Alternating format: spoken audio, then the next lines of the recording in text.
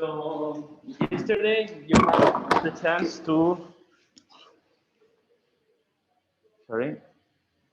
you play with the 3D scanning session, no? You went with the scanner? Well, I'm currently here. The ones that were here, yesterday you started with 3D scanning and ScanX, no? You also tried with Recap, I suppose? What did you try yesterday? He told us about Recap. Recap. Just the Kinect. He told us, but he said it's really long. Okay. So we didn't do it. Okay. You didn't went through the SLA part, no? If you want, we can keep that for later. Let's just in the table. Okay, so photogrammetry. More 3D scanning in general. And here we have a few links. For 3D scanning is a quite broad topic, and in general, it has a lot of approaches. 3D scanning has always been one of the most expensive hardware-related methods, just because you need a really high accuracy, and that means high-end equipment. And the basic, for example, a basic 3D scanner, like proper 3D scanner, start costing like 30K. And it's like a set of cameras with laser, rangefinders, projection, etc. So, for example, 3D systems scanners. I tried the Arctic, that very good.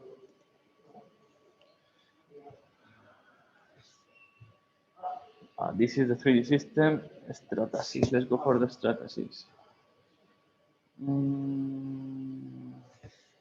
Yeah, track scan, this one. So basically, for example, this is a proper 3D scanner. As you see, it has this is a stereoscopy cameras. It has two cameras on the side that are really high resolution. Usually, these ones are around 2K. And not only they are standard cameras, but they are wide spectrum cameras. It means they take infrared to ultraviolet range. Usually, you have some visual trackers.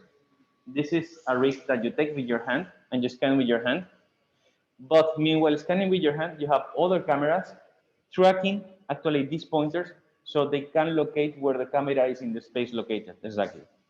So it's usually a setup of minimum 3 to 8 cameras in average, and you need a proper setup, and it's a setup that you don't move. It means you have a room dedicated for it in order to allow it to do it properly. This has changed along the years, and it changed mostly with this 3D system sense that is embedded kind of similar sensor to the Kinect, but with a higher resolution. It's quite similar to the Kinect with higher resolution, and start to become quite affordable. Only in the cost of almost 2,000 euros for this. The point is the stoppable support, as Neil says, and now they embedded some systems that are slightly more expensive but more accurate. It means they reduce a lot the price, and by so they also reduce accuracy, but increase a lot the usability. So for Lidar scanning, for scanners, usually use what is called a Lidar. LDS6, for example, LS6 is LDS or LS? Lidar, no, Lidar.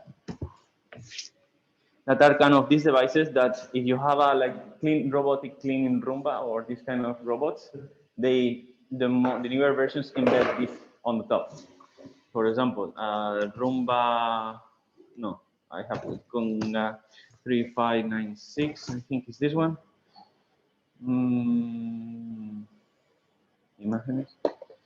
So the newer robots, cleaning robots, what they do is actually the Conga Lidar.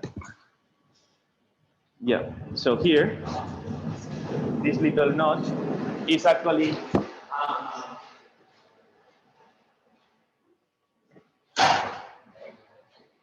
is not a proper 3D scanner. It's considered a 2D scanner, because what it does, it just takes XY plane, because what it cares is about where are the walls, where are the objects. So basically, it makes the contours out of your surface. How this sensor works? In general, I'm showing you this because it's an easy approach that you can see in a lot of places. I think in the other building they have one that they borrow sometimes, but the one they borrow is really similar in shape, but it's 60,000 euros. So basically, it's a laser pointer and a laser infrared. Usually, this is what we're talking about infrared laser frequencies. So the reach is not that far, but it's safer for humans. And you have some sensors that actually they get the time of flight.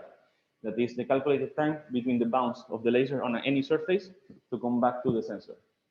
So they calculate the time that the light needs to travel from the reflected from an object, and by that they can get where is the point.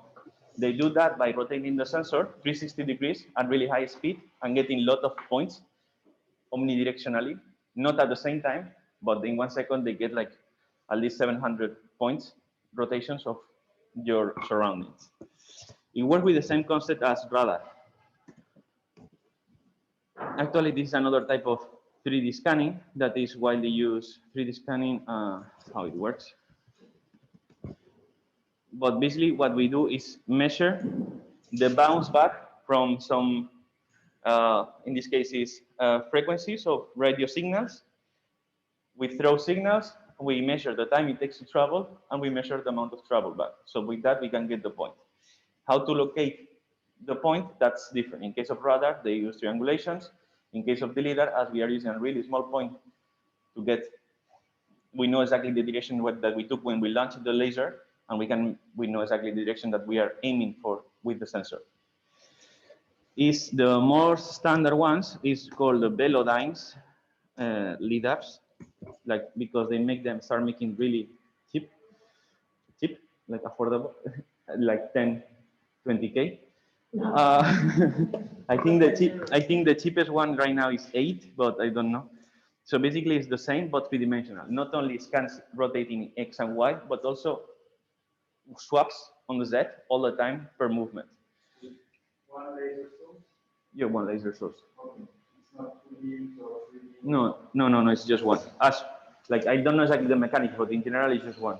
Okay. I suppose that depends on the price you pay on the Velodyne, like they embed more or like multiple lasers capturing data. So what you get is point clouds like that. They're basically like omnidirectional 360 spheres of reach because the lasers, the lidars have some reach, limit reach. That limit reach depends on the sensor you're using. It could be between 20 to 70 meters to 200 meters.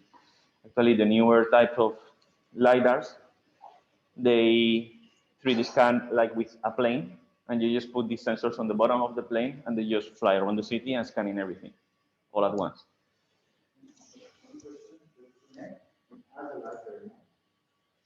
The Kinect has an infrared camera, no laser. As far as I know, it's just stereoscopy cameras. Like they have different frequency cameras, but it's not.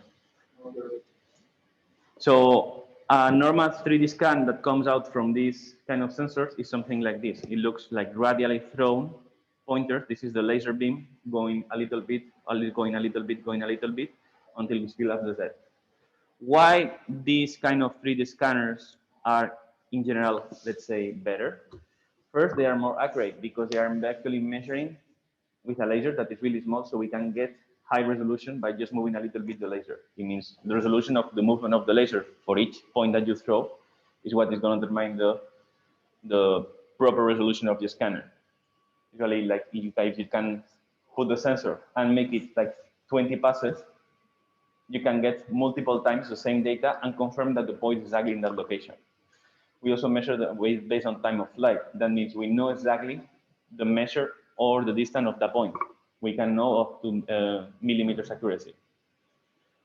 Compare another third point is Lidar. Lidar, Mexico forest. I usually type things like that. Okay, yeah. For example, 1 year ago they discovered these Aztec ruins that are in the middle of Mexico. Usually these kind of structures are a lot of them are still undiscovered and they don't know where they are because there are just a few rocks left in the middle of the forest and in the middle of isolated places. With photogrammetry, for example, that is a three-dimensional reconstruction based on imaging, you have a problem. The picture is what you see, and you cannot represent what is behind. With the LiDAR, on the other hand, the LiDAR, the frequency depends on the lidar that you use, but usually the infrared is not blocked by the leaves of the trees. So that means you can scan through trees. You can see trees like you will see them as transparent. So you are able to actually get the topography or what's behind the trees. And in case of deep zones or forests, it's really important because you don't care too much about how the forest, but what is behind the forest. So actually just scanning like the middle of the forest, like I think it was like a vegetation control of Mexican government. They discovered like one of the cities that was hidden inside the forest and nobody knew it was there. Just by getting the topography and the traces of like the streets. Actually, is this. They discovered this structure just behind the forest. How come it trespasses the wood and the wood? Like the trunk? No, the wood no, but just the leaves. Okay. This is about like the leaves block some kind of frequency. They don't block all of them. They block the yellowish blue, and that's why we see them green, because objects, we see the color that they actually reflect, Yeah. not the color that they absorb. So the frequency of the laser is just different and can pass through. Numena 3D scan. For example, let's see this.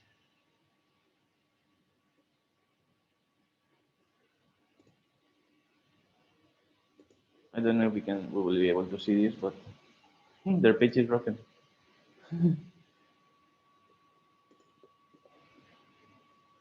For example,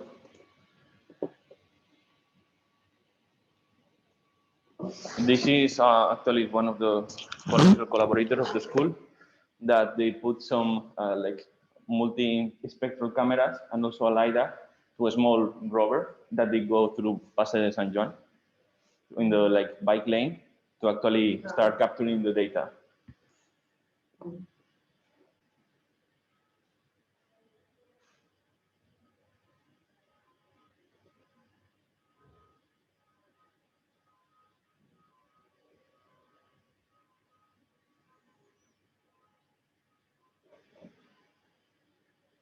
I don't know which speed up this video. Yeah, here.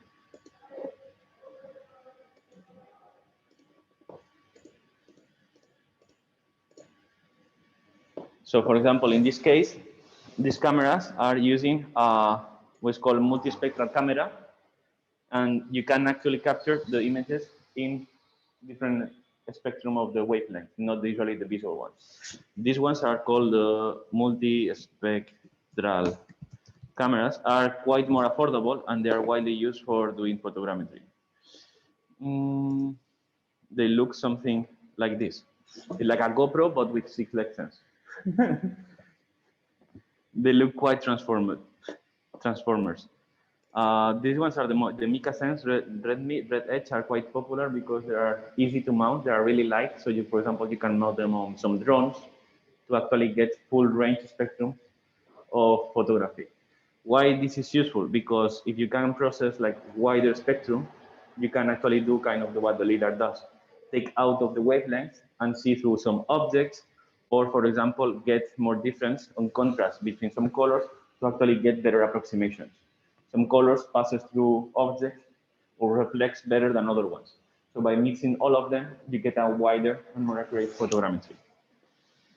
These devices can come like the start of these ones is around like 800 euros to whatever you can pay, basically. So in this case, for example, they were scanning the Paseo de San Jonic with RGB, and it's called also NDVI cameras, like neutral, near derivative video infrared, I think is the acronym for, and thermal camera. So actually you can reconstruct three-dimensionally some point clouds like this one to see through. What's the point of 3D scanning always? Your position matters. So for example, in this case, they were going on a side street. This is a little fence. You cannot see through the fence. You cannot see through the objects. If you want actually to scan the other side of the fence, you will need to move to the other side of the fence, like you are visually blocked. That's why like drones are becoming a really, really important tool for 3D scanning and photogrammetry, like because their ability, their small size, to go everywhere, and from an aerial point of view, that allow you to take like what is called like orbit shots, that will explain how is they are taking. So for example, this is the same 3D scanner, but just taking out, for example, like the NDVI data to actually show how what is the status of the vegetation. Something that you can easily do. If you only take out the infrared reflections from the trees, you can see if the vegetation is in a good state, it's in a bad state, the tree is healthy or not. It's widely used right now in crops and agriculture because you can control all really big and huge areas just with this kind of multi-spectrum sensing.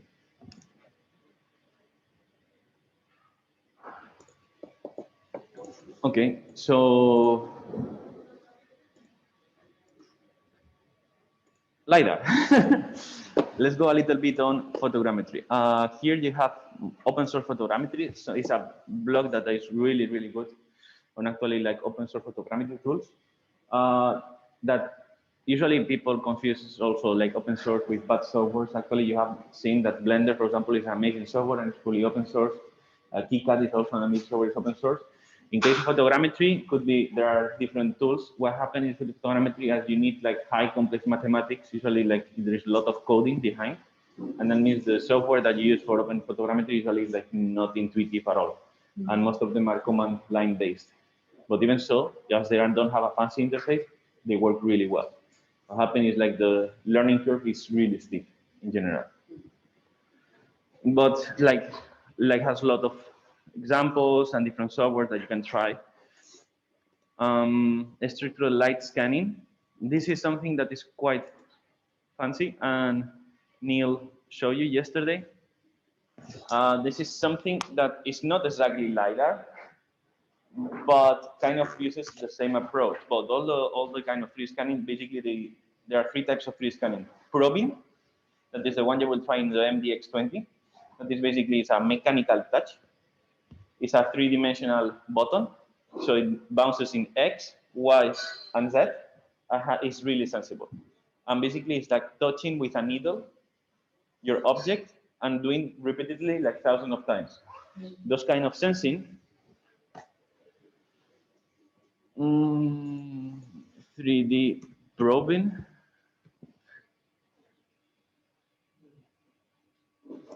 Those kind of sensing are really accurate, and it's for they're usually widely used in industry when you want to repeat an object that you don't have the measures. The cost of these probes is immense, like because we are talking about microns accuracy in general. So this is for get the best 3D scanning ever. What happens is really, really slow. You see it's touching and measuring the deflection of the probe to actually get to the point, and then stops, and then repeat it. So ours is not microns, but it's still like quite good. I think the resolution is 0.5 millimeters on the MDX. That is like quite small. So usually you move side to side. This is really slow. Yes. The one you showed me, no? Yes. 3D probe scanning.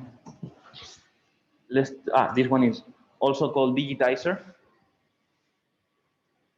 So basically it's moving, tack, tack, tack, and stopping when it touches. So actually you are getting, as you are moving with a CNC, you know the position that you move, and the position that it touches gets stored in the memory, and then we can reconstruct with X, Y, Z, the points, the 3-dimensional points, and reconstruct a virtual point cloud.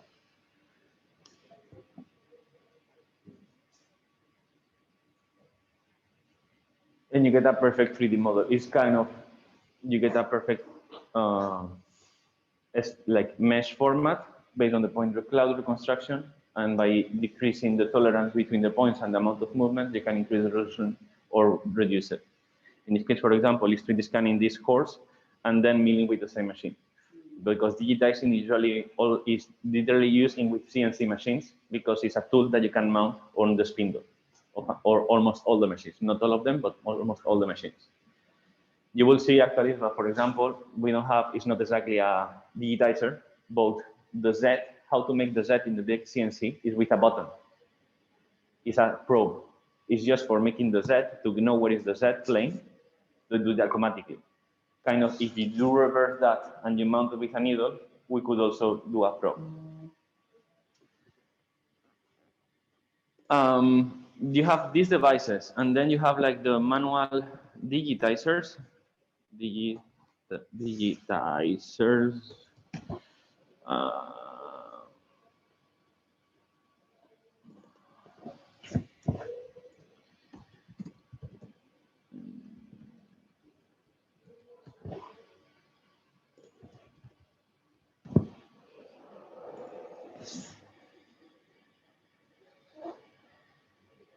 they are not that popular nowadays, but they exist.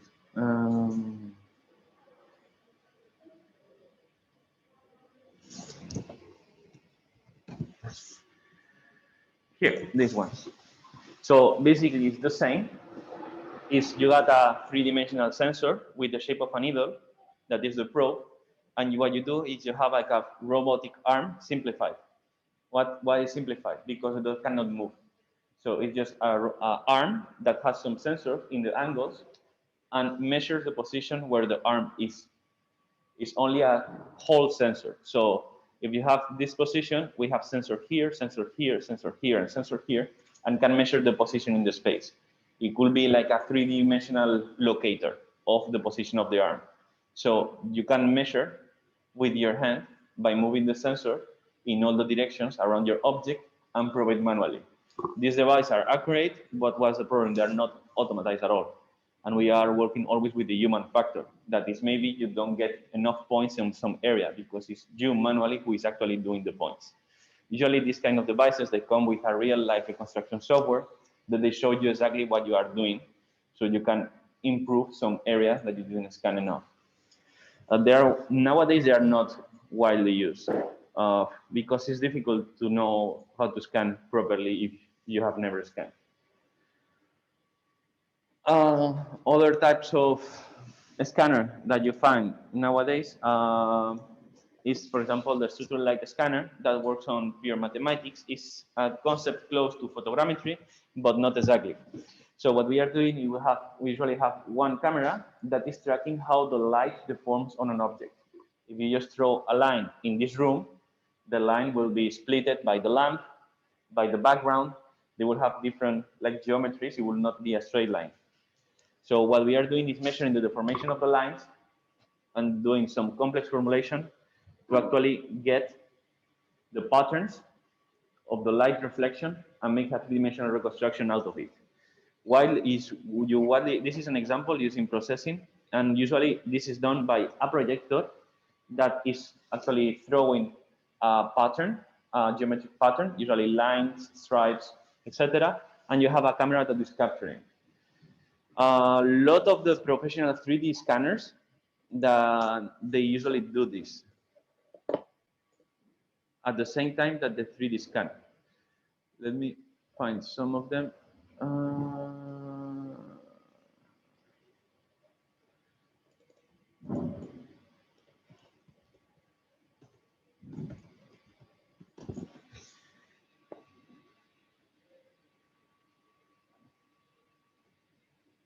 Yeah.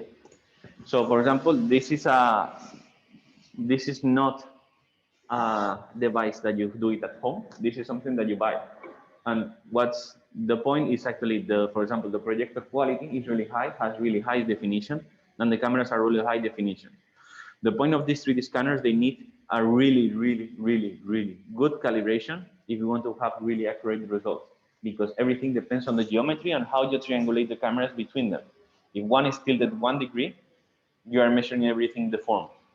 So it's easy to do this setup at home with a projector or a laser, like a flat laser, and a camera, like a webcam. You can do it, but having like high accuracy scanning with it, you need to like do a proper calibration of these devices. Usually they are mounted on a tripod, and it's something that you don't touch too much. Yeah, and they have like professional like photographic cameras, not like they are way better than, for example, a standard DSLR. Like they are meant for accuracy, and the deformation of the lenses, that's also quite important. Is like We are talking about, say, lenses like the highest top standing of lenses. So you get less aberration and color correction, color deformation on the lens. And basically what you do is throw patterns multiple times and in multiple directions, and you capture all the information. It's similar to photogrammetry, but without actually the texture. This kind of technology usually doesn't capture the color information of the object. Happens the same with Lidar. We don't take color. We are just measuring distances of bounces back of the objects. Nowadays, most of the devices, they start looking like this. Just one device, so it's not difficult to discalibrate it. Like, it's less difficult to discalibrate it because the other ones usually, well, at least the one that I have tried, like there were 2 projectors, 3 cameras, all mounted in an arm, in a tripod, that if you just hit one of the cameras, everything gets out of calibration. Nowadays, they start to sell it in one package, so the cameras are fixed and be more difficult to calibrate. These devices are quite sensible, actually. What's that? There's an Apple TV device. Which one? On the phone? That's what we were talking about yesterday in the iPhone. Yes, actually, this is, for example, the front-facing sensoring of the iPhone. You have the infrared camera, the flood illuminator, a fancy way to say LED, proximity sensor, another fancy way to say infrared sensor, because the proximity sensor basically throws infrared lights and measures the distance. If the distance is lower than 3 centimeters, switch off the screen. Like, and most of the, no, all the phones, they have it. Actually, so it depends. If you are using a webcam that doesn't have an infrared filter, you are able to see like the bouncing, like this have seen the TV remote. Have you pointed with a camera that you can see the blue light in the remotes?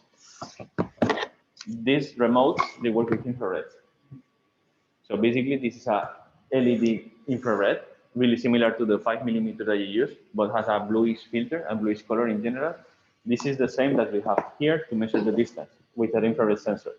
So if you point at a camera, I don't know if we will see. Usually we don't see. Yes.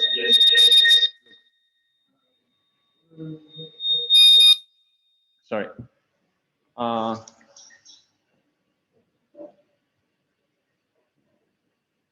So, for example, this is, you see this bounce? This is the infrared LED. We don't see it, but the camera sees it because this camera doesn't have an infrared filter. Cameras usually have different filters to avoid some wavelength and to get better image quality for humans spectrum, not actually for get wider range. Actually, can capture more image than what we actually see. That's a modification that a lot of people did before a few years ago to capture image with low-cost camera. They just buy a normal camera, they open up, they peel off the little layer of the infrared sensor to get wider spectrum cameras. Normal CMOS sensor, that is a camera photographic sensor. CMOS infrared camera filter. It's usually this little filter that usually is in the lens, not in the sensor per se, and it's a red filter.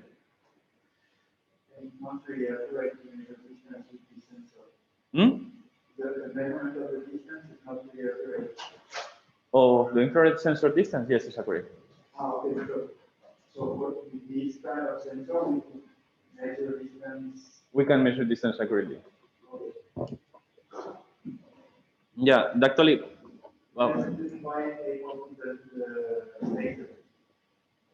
because they are limited to one direction, and also the distance. Infrared doesn't go through the lot of distance nicely. So, for example, if you want to go through distance, like infrared sensing usually like is accurate, really accurate, up to 5 centimeters, but depends on the type of sensor. For example, you know the laser tag games, like that you have it works with infrared too. But just we use more powerful LED to transmit more. For example, this is also an infrared LED, and we have an infrared sensor, and we usually like around 10 meters. But if you start 20 meters, they don't start working that well. So it depends on the sensor you use and the LED, the amount of power that you put in the LED, you can reach more distance or less. Infrared photo. So if you took a picture of a normal, for example, DSLR with an infrared, not the infrared filter, you actually, this is what you see. And usually humans, we don't see like that. That's why we put the infrared filter. Because actually takes, that's why we, with infrared, the lidars that are slightly below infrared, we can see through trees. Also, almost with the cameras, we can avoid also the vegetation. We have the speaker, microphone, front camera, and dot projector. Actually, here is the proximity. What is the front camera? So actually, what we have is a mini projector just throwing what a structured light on our face. It's doing it at a frequency that we just don't see, but it's basically projecting patterns of on our face. So it's not exactly LiDAR, works in the behavior of LiDAR that is throwing points and measuring. What is for measuring in this case is camera. So it's doing image processing of the dot deformation of our face. In case of the iPhone 12 Pro, yes, it embeds a proper LiDAR, like a LiDAR. Actually, I think LiDAR is a like brand name, not that just a technology per se on it.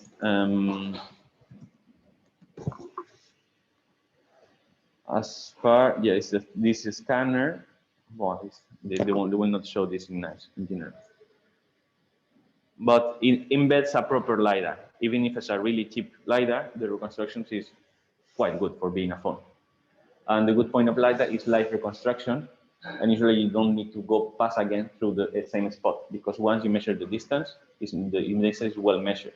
Meanwhile, in photogrammetry, for example, you cannot do it with just one image. You need at least 3 images to triangulate. So let's go on photogrammetry. I will just explain with aerial photogrammetry because it's something that I usually do. So we will go a little bit of what is aerial photogrammetry. This not only applies to aerial photogrammetry, but also to photogrammetry in general. The concepts are the same, but just in larger scale. So the scanners that I will show you are like building size, sorry, not small things.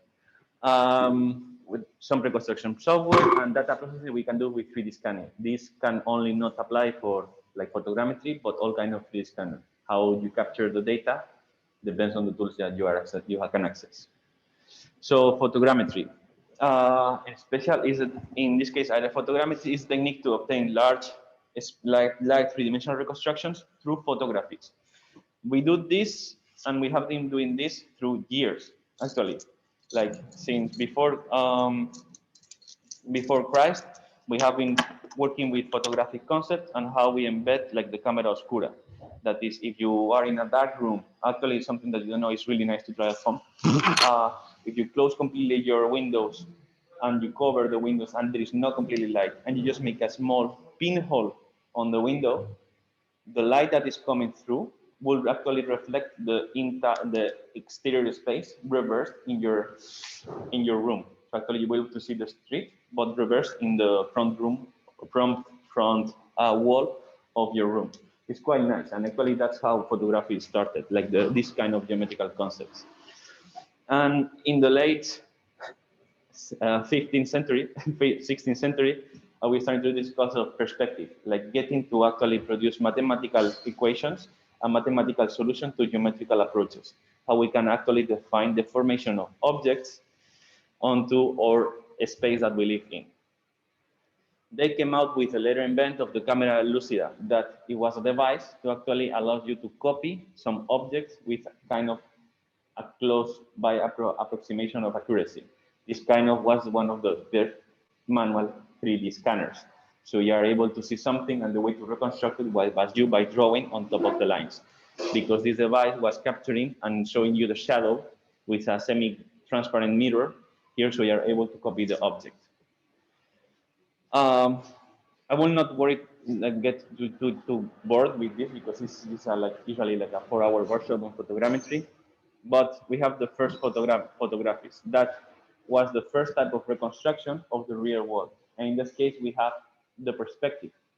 The perspective is based on the lens that you use on the camera and the type of camera that you use, the deformation of the camera. You have probably noticed that some cameras, for example, phone cameras, that tend to deform more. And right now, most of the phones have like 2 or 3 lenses.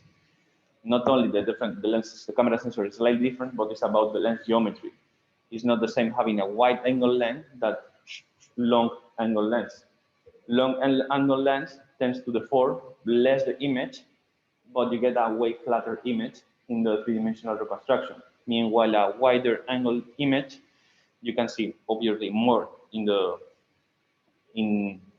a wider angle, but the formation of the objects becomes huge. For example, the action cameras, you never get straight lines. It's really difficult to get straight horizons because the lens of the camera, as it's grabbing more image, tends to deform everything to fit it in. For example, humans, we have a photographic concept that is a 50-millimeter full-size sensor camera is the close-by approximation of what humans can see in the deformation. So a 50-millimeter lens in photographic camera is what we see as natural, an image as the most natural as humans see in general. Every human is different, and every human sees a little bit different, like colors, geometries, everything. Like eyes, there are, I don't know, like 14,000 million humans right now, so we have 14,000 million eyes types.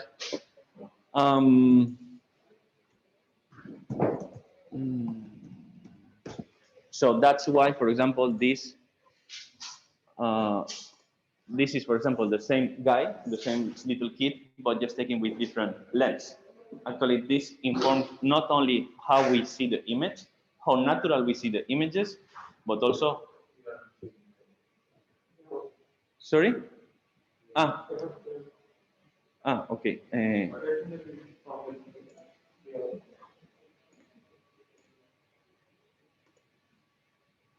Yeah, for example, these are the equivalents for different length of cameras and how do they form the same face. The flatten of a 85 millimeters is not the same as the 8 millimeters. The geometry gets deformed. And as we are based on three-dimensional reconstruction, we always want to see a quite non-deformed, but also non-planar approach. That usually is something that is close to what the humans see, that is around like the 35, 50 millimeters. So for example, for photographic portraits, usually use a 85 millimeters because it gets a flat image that usually looks nicely aesthetic and doesn't deform your face. It will be like this similar to a like ID photo that is actually the lens that we use and what we are used to.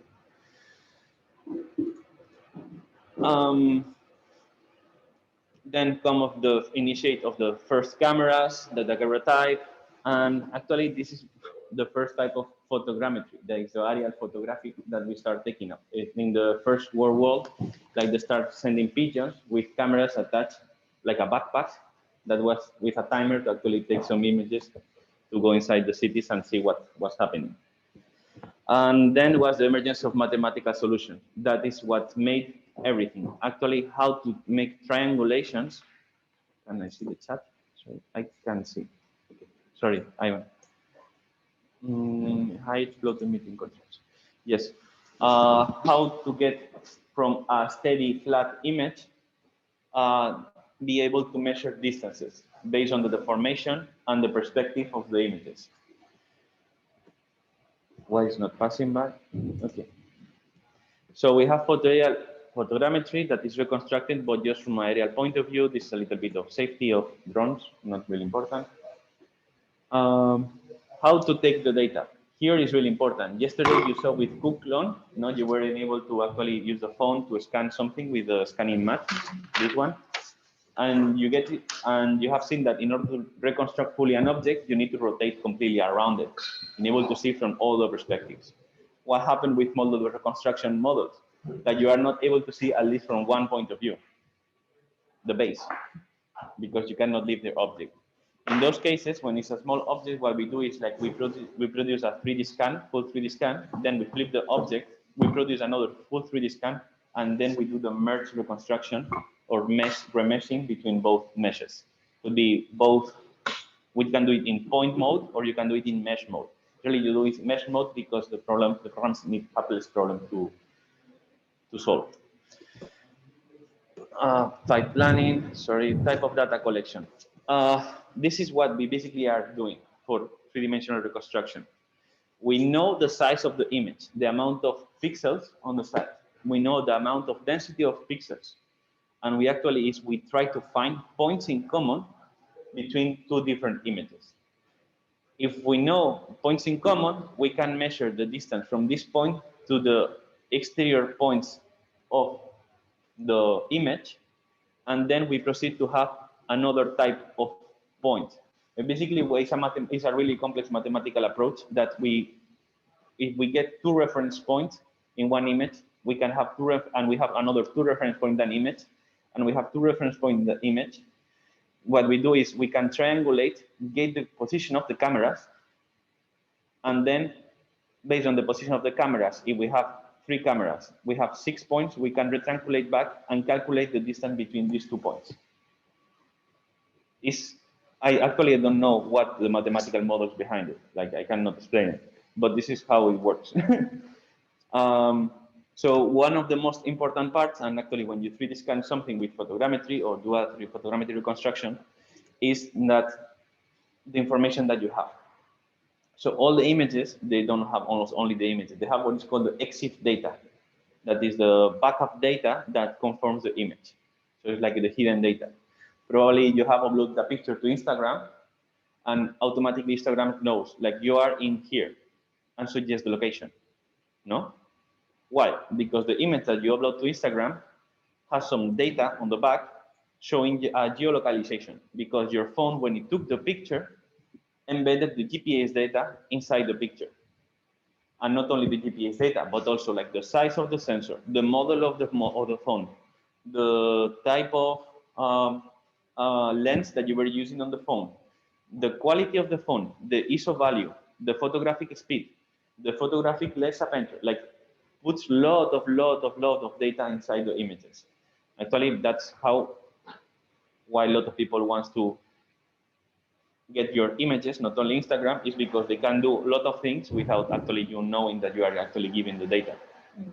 Not only for training image recognition models, but also just the raw data that is behind any picture is valuable enough to be able to honor. So one of the important things when we want to do photogrammetry is the overlap of the pictures. At least at 20–30%. I will be, this is the bare minimum of distance of overlap between images. If not, if your images doesn't overlap, we will not have 2 points in common. So at least you have, in general, it's like at least like 20 points in common between 2 different images to be able to reconstruct. This is a simplified approach. But if you're only to see one of the points, with one point only on your image in common, you cannot do a triangulation. In the moment you cannot do a triangulation, that image is discarded because it's useless. We cannot know where the picture was taken and where was the original location of the camera. So usually when you 3D scan something, for example, this is a flat, let's say we are scanning, for example, this table, what you do is take flat pictures and with overlap enough. But you will say, why you don't rotate the camera? Because we are working with photography. Photography, even if we have the camera flat, we are taking not only the straight area on the bottom part of the camera, we are also taking the sides. And by taking the sides, actually what we are doing is deforming the image wrapped by the photographic lens and unwrapping it again. So we are getting perspective tilts just because how the camera works. So it's not mandatory to do tilting on a camera. You could be able to reconstruct this spot just by doing flat scans at different heights, but the quality will be worse. But that's why what you scan matters and how you scan it. And there are different types of scanning. That's why we have, for example, the dome shot. The dome shot is when you actually focus on just one point of interest and you don't care too much about the surroundings out of it. We have the cylindrical shot. For example, let's say you're scanning a tree. In that case, it's really difficult to scan the top of the tree if you don't have a staircase or a ladder or a drone or I don't know. So what you do is like you try to make, this is a flat approximation, only rotating, for example, around the Z axis. This is the orbital shot. In most of cases, you try to do as many pictures and in many directions as possible, but this is like a little compendium of the most commonly used type of geometry approach to something. The orbital shot is not the same as the dome shot. Dome shot will be similar to, actually, if you have this that you want to scan, you only scan in a 60-degree angle. This is not 60-degree angle. No, you can see it. Oh my God. Clear all drawing.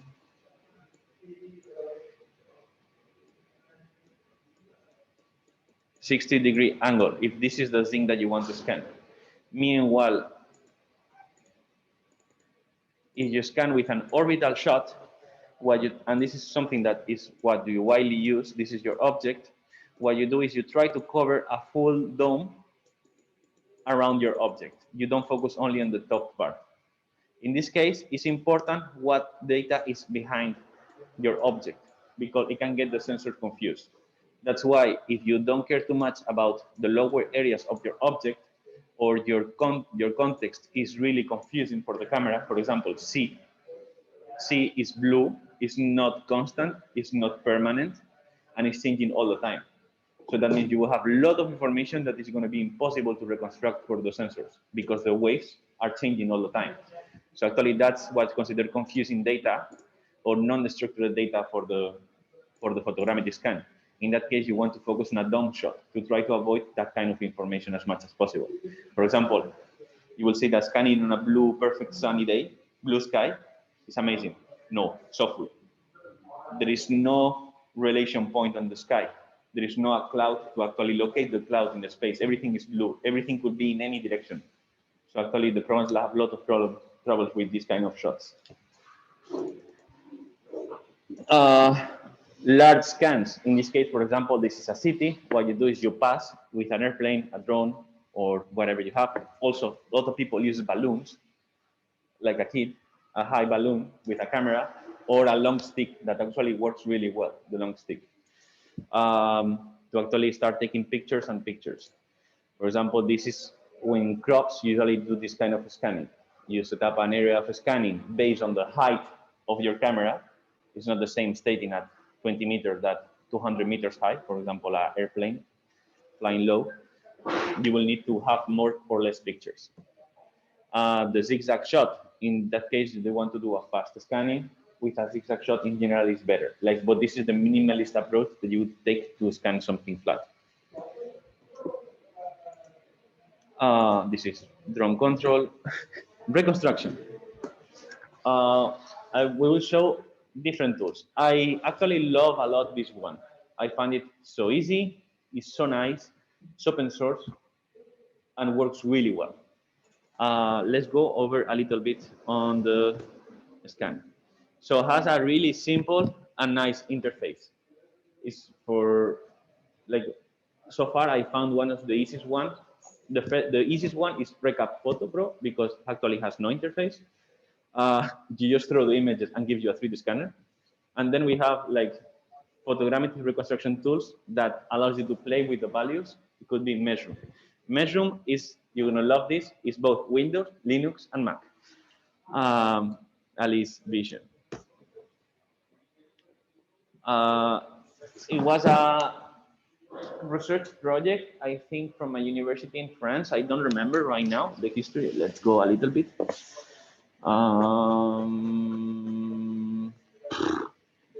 About us. They don't state, but it was like a research project of a university that just become a proper like reconstruction tool. Let's try to do a 3D scan, okay? I will do it in live with you. I will open up the photogrammetry, Measure. I have the 19 version. I don't know if it's the latest one. You can download it. You don't even need to install it. And it's fancy because you can run it in command line as a good open source tool, but also has a GUI. But the command line keeps working on the back, showing what it's doing. So this tool is nice because we can make it work in an easy way, or we can make it as complex as we want. Why? Here, we can see what the cameras are doing all the time, what the computer is doing. And it will go step by step. In here, we don't need to touch anything. It's all the defines are already set up. It's predefined, all the configuration. If you want to improve or try different things to see if you can get the reconstruction, you can open one of these and start playing with the values that you are working with. For example, depth map. I want to increase the SCGME cameras or to see if you have more tolerance on the cameras. What is this? Depends on the software, but if this is, for example, near neighborhood cameras, like it means that each image needs to have triangulated 10 more cameras. It means 10 images around to consider the image valid. So you can reduce or augment these numbers. I cannot explain all of this because I don't know all of this. But the documentation of this program is quite good in general. So how we reconstruct, let's say, easy way. We can drop images. For example, let's draw some images. I'm trying to think on an easy scan. Photos. Okay, let's take, this is how many pictures? 70. So right now it's loading all the images. And we can see here that is in yellow, is doing the reconstruction. We can choose until where we want to go. So the first thing it's going to do is camera initialization. It gets the Exif data of the camera. What information does this camera have? Let's see. One way to see what the information of our picture has is opening, for example, in a dedicated software, like Photoshop or GIMP. We can extract the photograms of our video. No, well, you can do it, but I will explain why it's not good to do that. So, for example, this image seems like a standard flat image, like good quality, has more or less high resolution.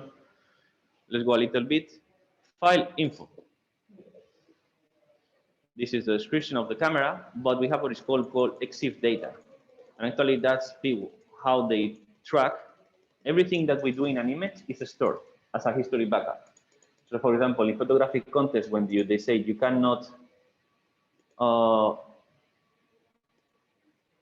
edit your pictures, you cannot post-process your pictures, could be not edited, not photoshopped, or they say like some photographer, like journalists, have edited the camera and put a flag, etc. It's because you can track what has happened in the image.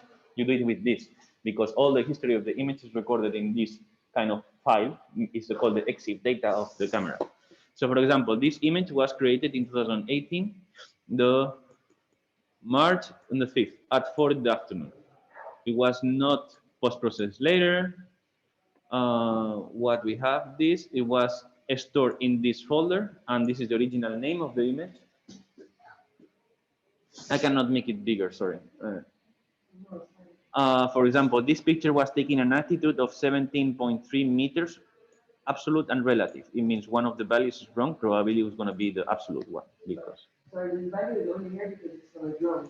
So it gives you this info, but if I'm taking it from a phone, it's not going to. Depends on the device you take the picture, you can have the data or not. For example, professional cameras, all of them right now, they embed GPS. And in phones, actually, what they do is like we have millions of sensors here. So they embed everything. Everything. They embed everything in the phones. That's one of the main reasons that they also want to have like phone images because they have way more information than other devices. Like a standard compact camera doesn't have like gyroscope, doesn't have position, doesn't have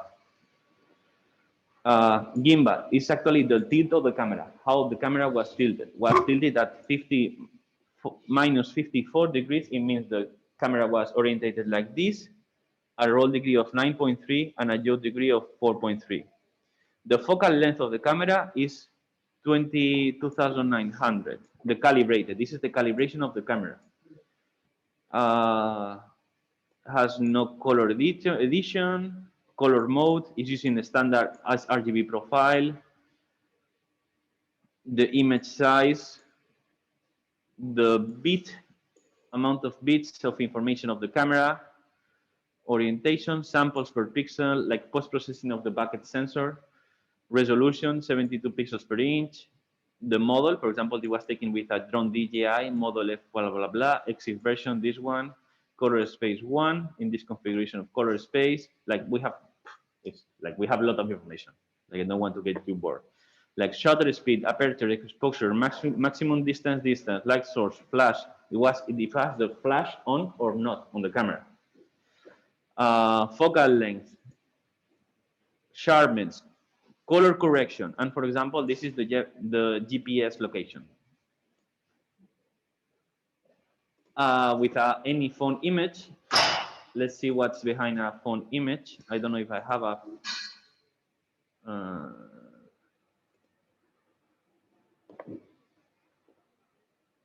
This is a phone image.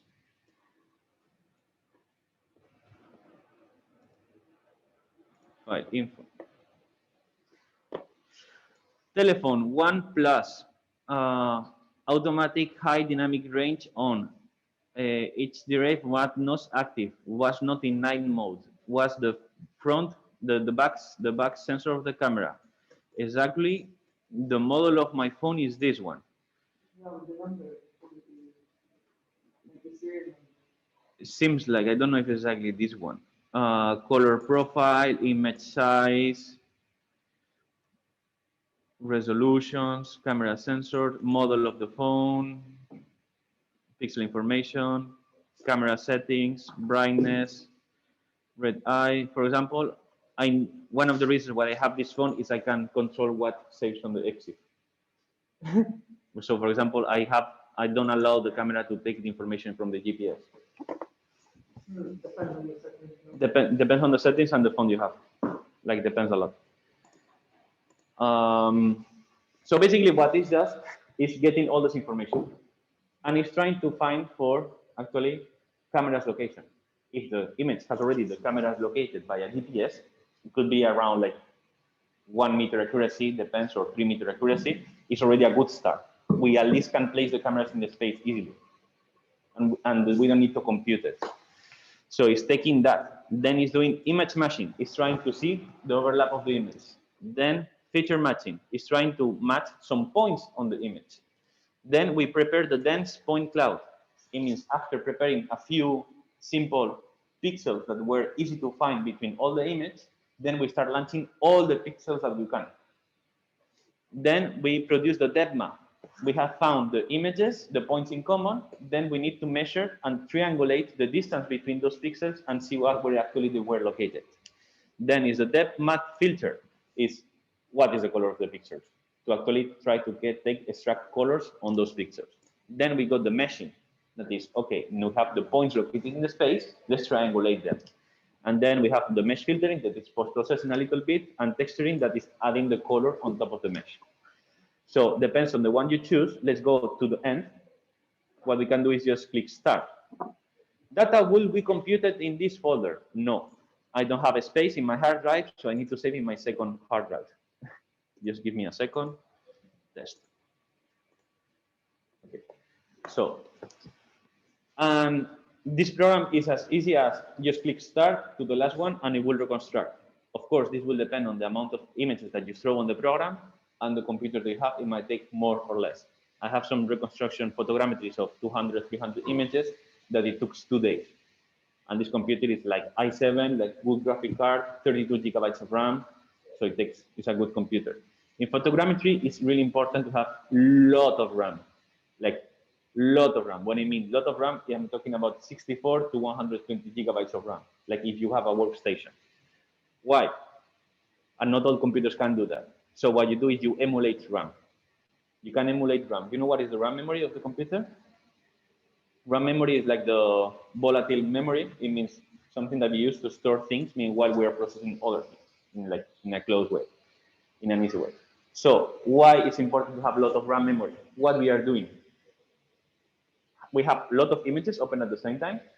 We are taking points and have match points, geometry matching. So when we got 2 points matching the space, we move on the side, we store the location or like on nodes, that is the RAM memory, and we jump to calculate the next one.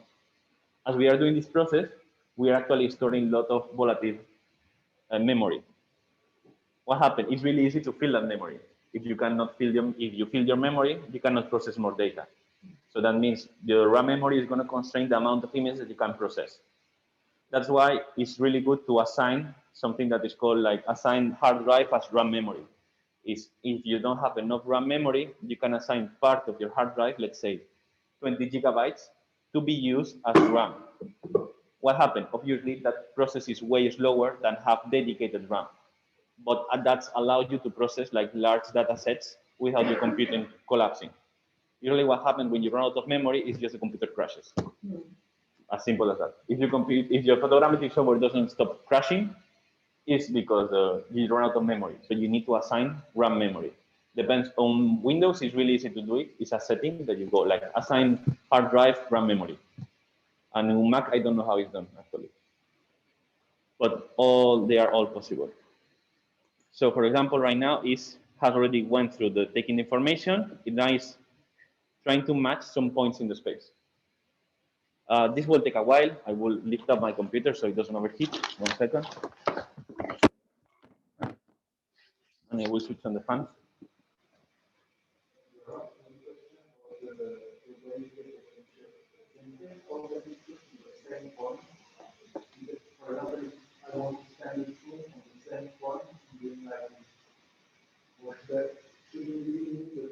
In case photogrammetry, you need to move the camera.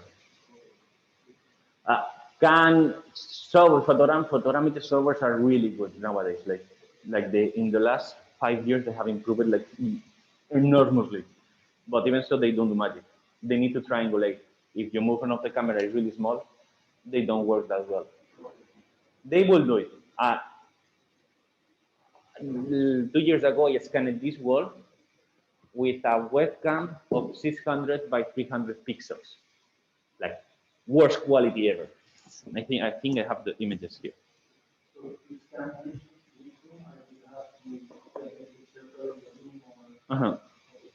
So, for example,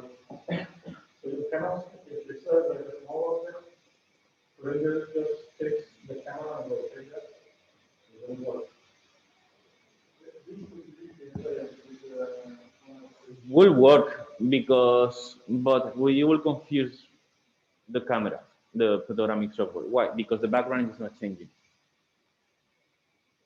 It will triangulate new points on the object, but the background will be the same.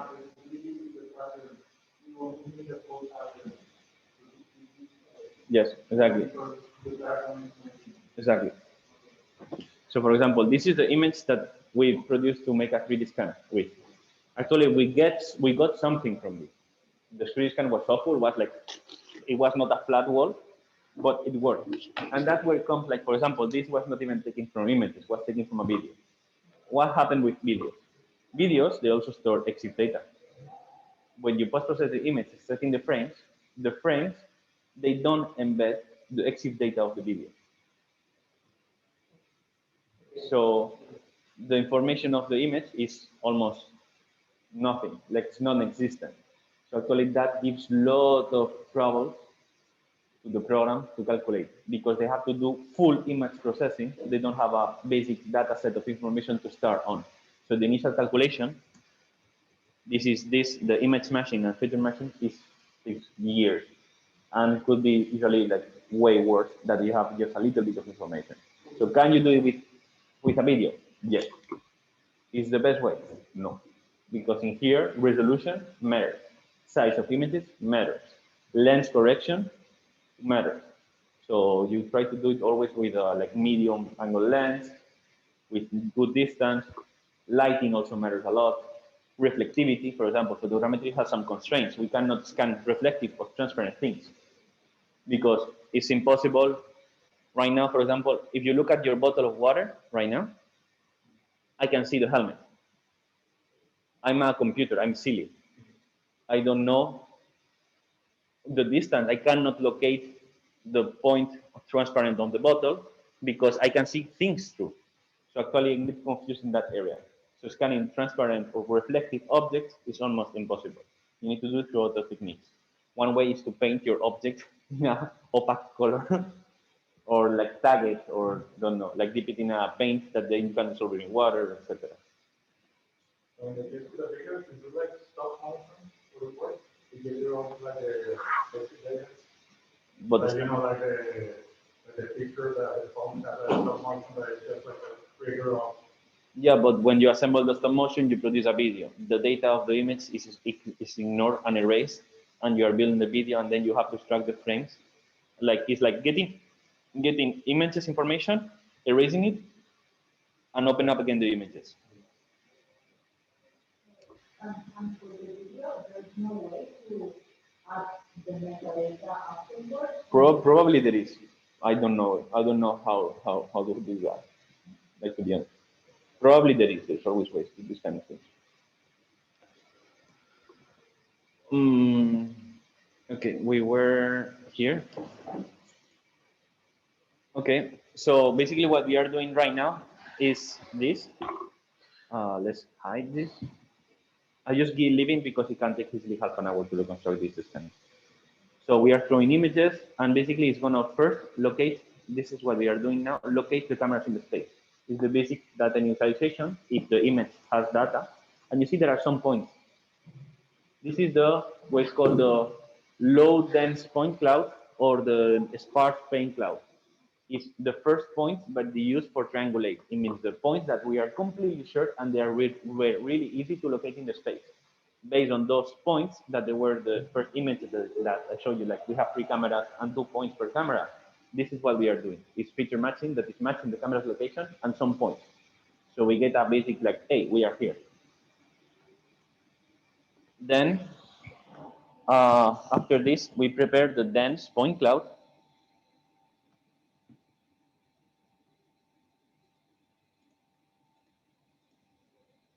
That is just loading images. That it basically creates a denser point cloud. It's doing a lot of things here, but we don't need to do them actually. And then we do the mesh reconstruction. And after doing the mesh reconstruction, we add the textures on top of them. The good point of this software is allows what is called live reconstruction. That is something that other software doesn't do. So you draw your images and it's reconstructing. And you probably will see that, hey, my model didn't scan well in this area because it's high data. So what you can do is just add a few pictures of this area and they will add the reconstruction only in this area for your model. That is good. You can do it in live, meanwhile the program is processing. That other software doesn't allow to do that. Workflow is really simple, and it will tell you if you all the software photogrammetry, they tell you if they have offsetted or not accepted the picture. It means, for example, this picture we don't have any point in common or doesn't have enough Exif data to match the next picture or all the pictures around it. So if you tell you if the data is valid or not. This is a small object, huh? Yes. This is a small object. Does it work with small objects? Because, I mean, the different pictures that you get, probably the exit data, the GPS position doesn't. No, in case of the GPA position, in this case, it's not really important. But yes, the tilt. In that case, it takes more importance the tilting of the device that you take the picture with. It uses not only the GPS, it uses like tilt orientation, camera correction, like for example, light. So one good tip that I can give you is, for example, is try to lock the settings of your camera. You know that the settings of the camera, you have like permanent ISO, you can lock the ISO, you can lock the color, so it doesn't change the color, depends on the lens. So you always try to have the same kind of style on the picture, same amount of brightness. For example, if you have some area that is really dark, an area that's really light, the camera will change the exposure. That will confuse the software. Why? Because in the mid area, if you take the point from the dark side, that point will be dark, the same point in the space. Meanwhile, if you take the image from the bright side, that point will be brighter. So actually, even if the point is the same, they have different color. So it's difficult to match that the computer recognize that point as the same point. So for example, this is a 3D scan with the worst image ever. Yes, we got to reconstruct something. It was awful, but this is this world. It's this world with this data set that is like awful. Okay, this is a mini, you know, the mini drones, these are like toy drones, like We just fly here like really on control, and we tried this experiment like crazy. I don't know if even we have the video. Yeah. This is just a proof that even the worst software, like the worst data sets right now, they still work. And it's a video, 2 layers, and then a little bit of lens deformation correction that we did in Photoshop to actually undeform the image, because if not, the program will not recognize it, and then launch it straight in the program.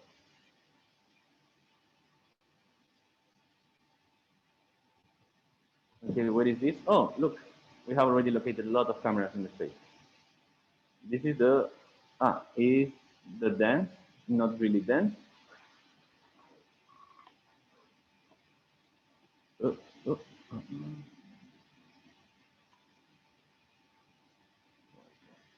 Still going on. Let's wait at the finish. We have other softwares, for example, Recap Photo.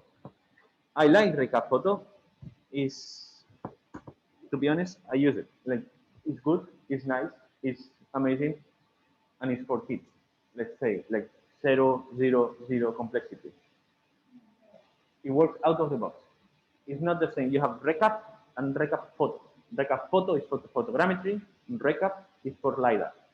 So unless you have a Lidar scanner, you need to download Recap Photo. Because in the web page, it's confusing actually how to download each one of them. By default, most of the links goes to Recap, not to Recap Photo. Just a little warning, because Recap is 6 gig program and Recap Photo is 2 gigs. It takes a little time to download and to install. So in this case, we can choose what kind of scan we will have. We have an object or we have an aerial. Let's go for aerial. You just throw your images and click on create. And that's where all the complexity finishes. It will upload here. So Recap Photo, the good point is cloud-based. It means you can do it with a Raspberry Pi if you want. You don't need to have a powerful computer. It does everything in the server's Autodesk. By so, it's the same. You are basically like giving all the data that you have and the 3D model to them. But it's good. You don't need a powerful computer that you not always have. So when you throw the model here, it will say uploading the images, and then you will set up in queue. I mean, you are waiting to have like time in the servers to be uploaded, and it will reconstruct it. When the model is reconstructed, it will show up here, and you can download it. If it doesn't work, yes, it will say this error. That's a good point. Like it's easy, but we don't know why it failed at any point, and we cannot know. With benefits of easiness, also becomes that everything is a black box and we don't know anything. Let's open up a folder. We have a limit also on the total amount of pictures that we can throw to this program in the free version education license. I think it's around 100, 150 images. Depends on what you're scanning, is enough or not. For example, this building is 200 meters length. This is a really long scan.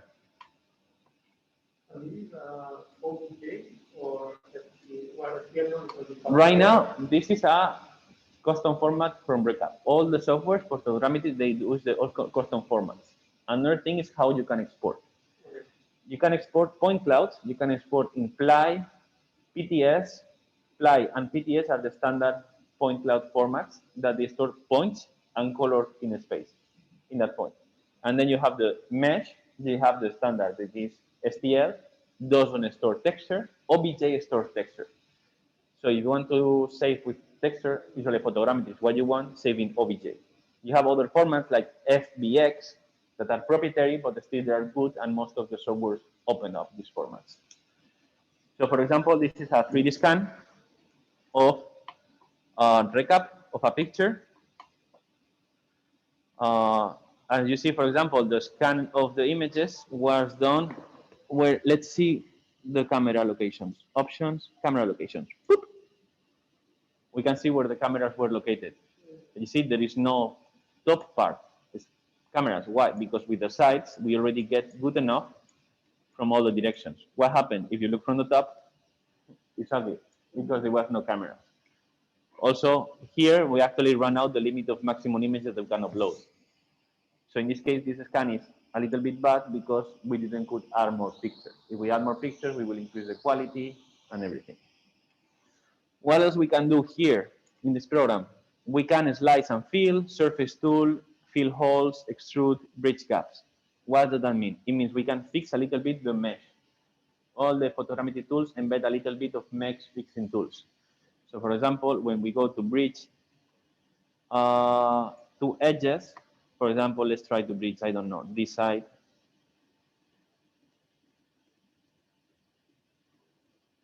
I don't know if it will work.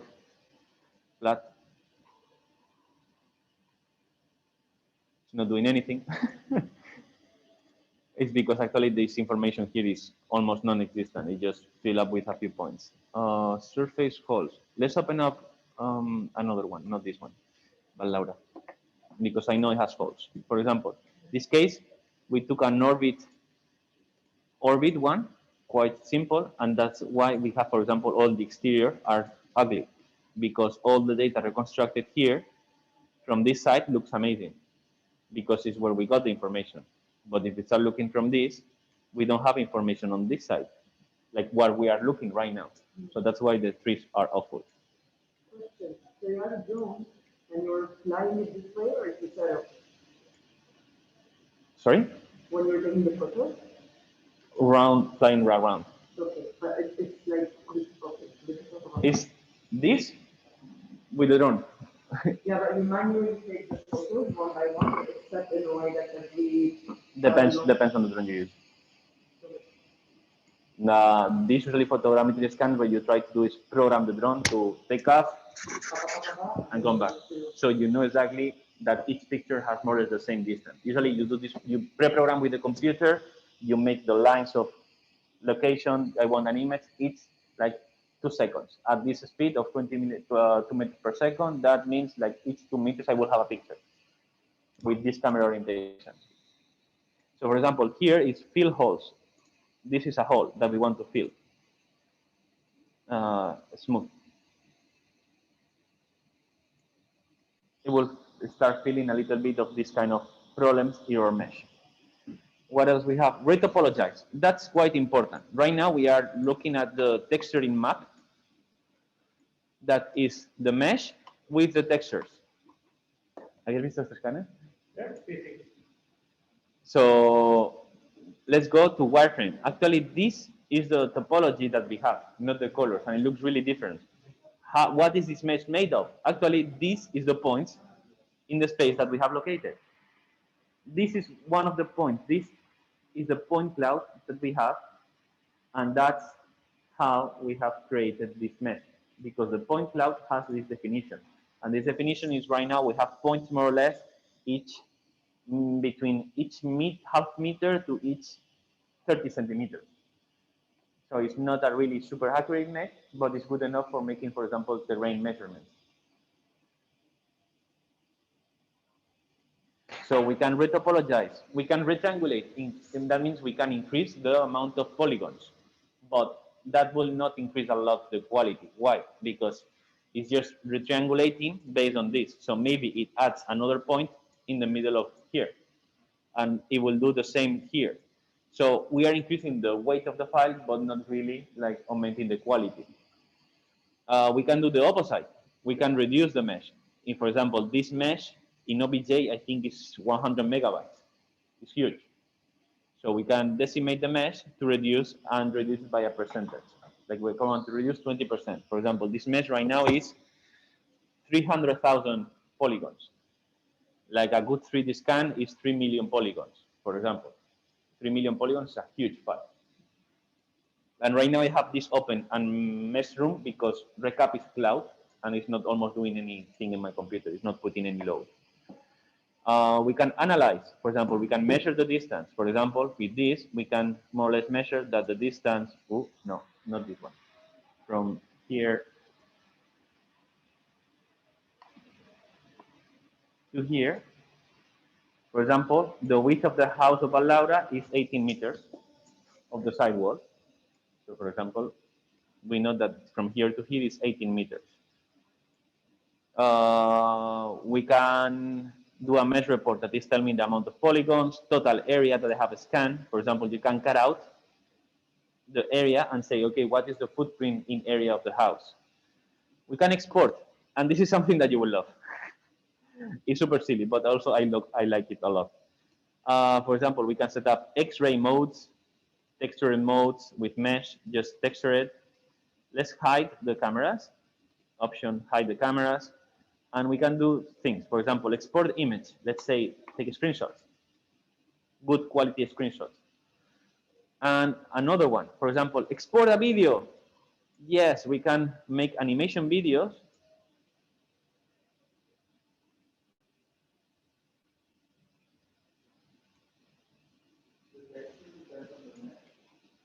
The texture depends on your image, in your images.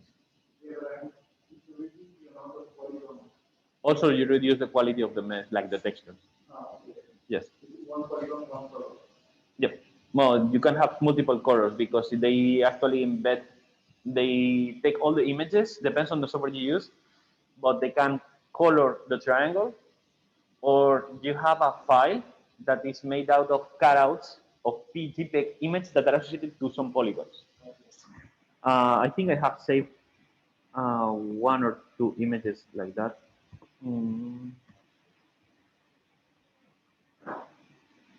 Valencia, terreno, fotos con cielo, fotos, building files, project, chunk.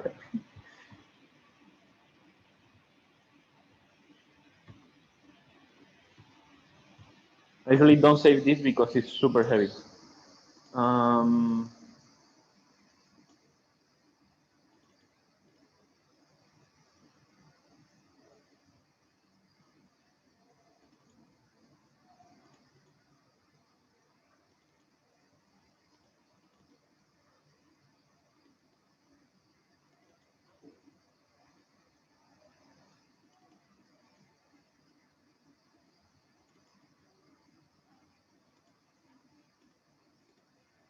Yeah, for example, they save it as that. When you save an OBJ file, it saves this, and the MTML. OBJ is the proper mesh file. MTML is the location of the textures of the JPEG file that is being used to reconstruct the textures on the OBJ. So what you have is this. Is the cutouts of the pieces that will match some certain amount of polygons on the form and flatten to match in a JPEG image. So it's like a puzzle of images to match your 3D model. So for example, we can save the video. Let's preview the video. It's going to make a 360 in this case that is going to fly over my image. This is the simple video. There is another way that is, can I stop it? Yes. That is using keyframes. That is actually, I want to look here, mark keyframe. I want to look here, mark keyframe, here, and here. So it will automatically make the interpolation between the cameras and make a continuous movement video. It's quite good. The resolution is, you can also save it in really high resolution and with different texture modes, so you can export it. Height. Then we have a few like orbit, orthographic projection. So for example, if you want to take like flat projection of it, not the three-dimensional view, like a perspective one, parallel projection, and the theme, if you want it black or white. Silly, but exists. So it's good, it's easy, and gives quite good results for cap photo. Don't say. Let's go over this.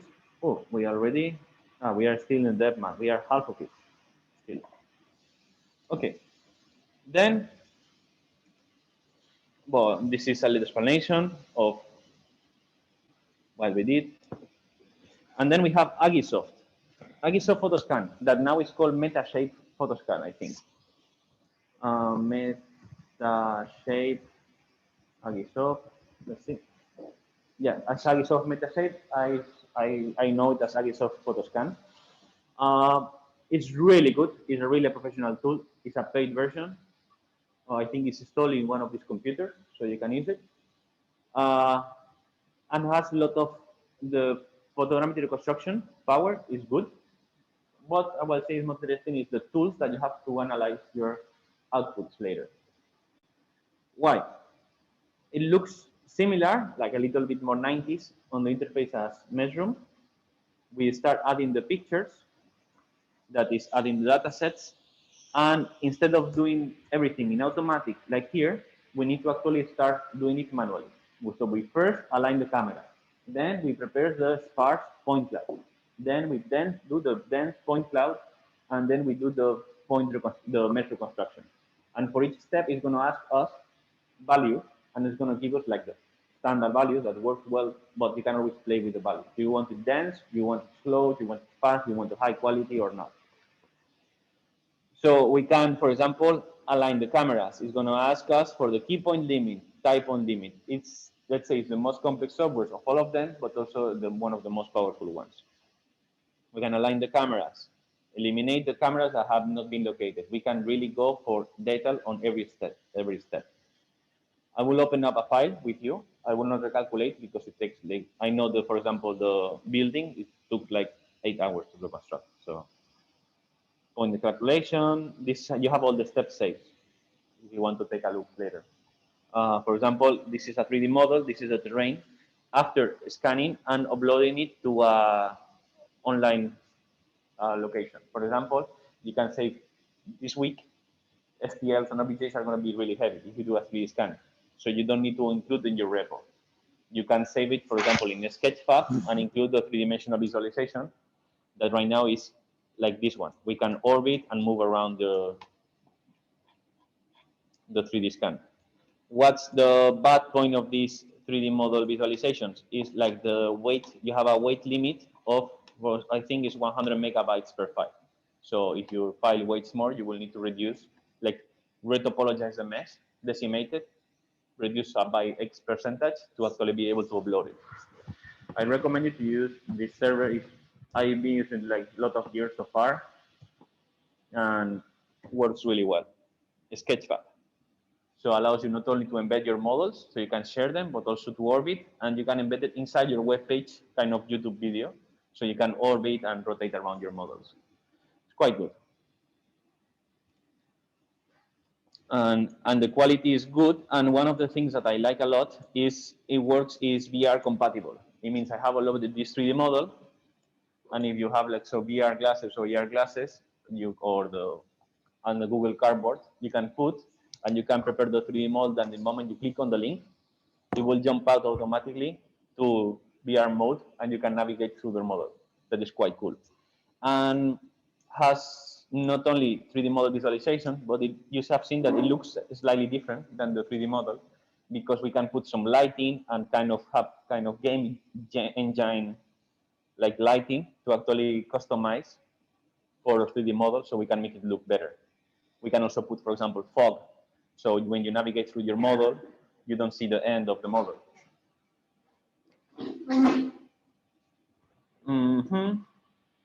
Okay, it's going well. This thing.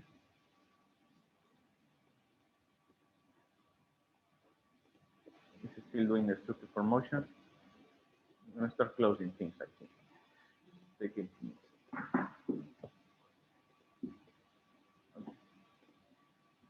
Okay.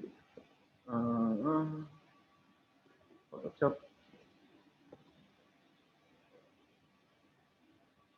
Photogrammetry. Okay.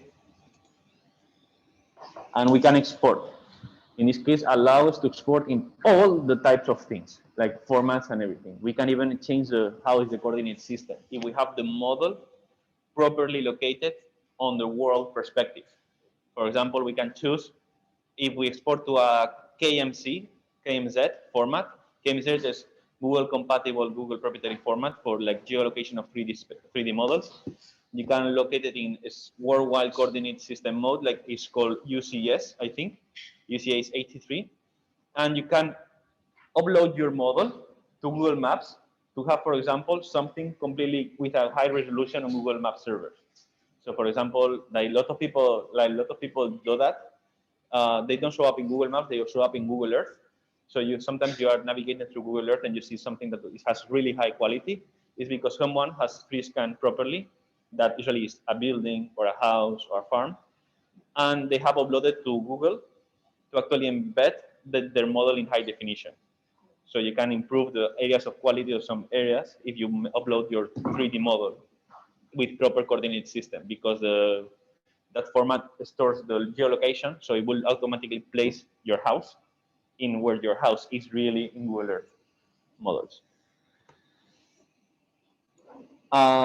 Generated data. Here, if you can play with, you want to play with, I have uploaded like generated data. It means samples of Agisoft, for example, a zip folder with Agisoft already reconstructed model, all the files at once, OBJ sample, MTL sample, an image sample, texture samples, displacement map sample. Displacement, you will see, is like the amount of Z. We will see now what it is, and the normal maps. Post-processing, what we can do. What is this useful?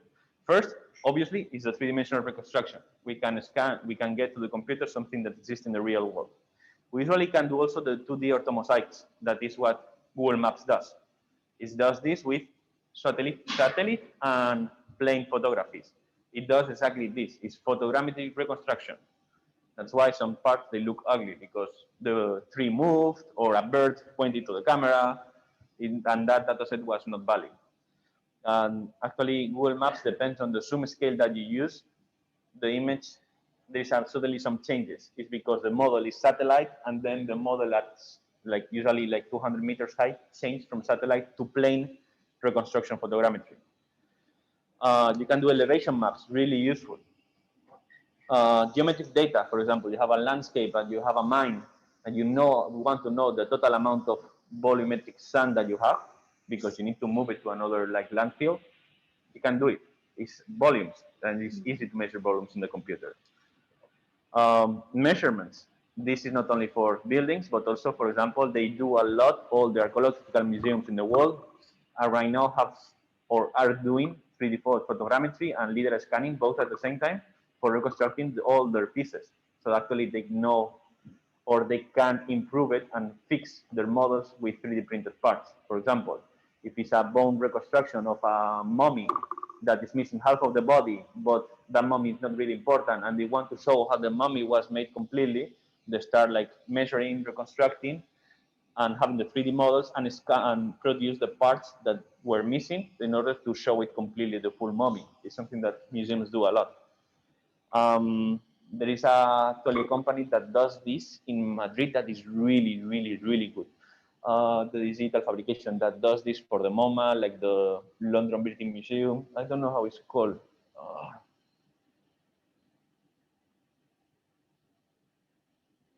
They publish some videos sometimes on how to do things like reconstruction and like art work pieces fixing. Probably, I don't know. If you look for Madrid, like art museum restoration, like 3D fabrication, digital fabrication will probably could show up. Visualizations. They also do for like in games, in videos, in movies. They do these kind of things all the time. Live data. One of the things of photogrammetry and this kind of new technology is you can get instant data. Like if a certain area went into a tsunami before, getting to know what really happened in the whole city took years. Now, with a few drones, you can get a full reconstruction in the matter of 2 days of the full city. So you can get instant status of what actually happened. So the medical services or the emergency service can actually intervene, making faster interventions. Studios, like right now, most of the big like agriculture companies and even small ones, they do this for analyzing the crops, especially vineyards. They do a lot to know what is the like the wine status, and one they need to collect the grapes to actually get good wine. If an area has some problems of some kind of worm or insects, or they are missing water, or they need to put more water in certain areas of the crops because the terrain is tilted and gets more water than the upper part, etc. This is widely used right now, and the use of drones in agriculture is widely extended. What else? Digital elevation maps. That is actually like color maps of on three-dimensional reconstructions. Instead of coloring with the proper texture, we color with a gradient of colors, usually blue for the lower parts and red for the higher parts. So it's easier to visualize what is higher than other zones. So for example, this is a reconstruction map that this is the top part of the model and this is the lower part of the model. This is a 3D model. I just took a screenshot out of it. Orthomosaics, like this is, for example, this is the three-dimensional reconstruction, and then reconstruct the orthomosaic, that is the Google Map image, just a flat image. Here we have more examples, and I will not go into Grasshopper script, but there are plugins for doing point cloud processing on Grasshopper to do editing, like not for reconstruction, but to actually edit. For example, in Grasshopper, it's really easy to do this. And for example, the only way, as the programs that I know, only Agisoft does that. So if you don't have Agisoft, for example, you can go with Grasshopper. Or for example, making videos with Grasshopper, or doing NDVI analysis. And the NDVI analysis,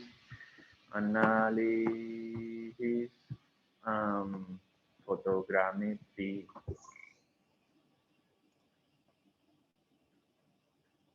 That is this kind of analysis. In order to do this kind of analysis, you usually need a camera that is an NDVI camera. There are ways to tweak this using a normal camera. Of course, the resolution that you're getting is way worse, and it's a color approximation to a proper NDVI analysis.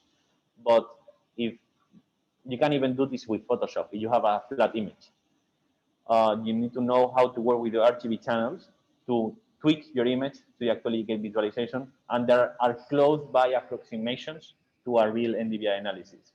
With Grasshopper, you can also do this directly on the 3D model.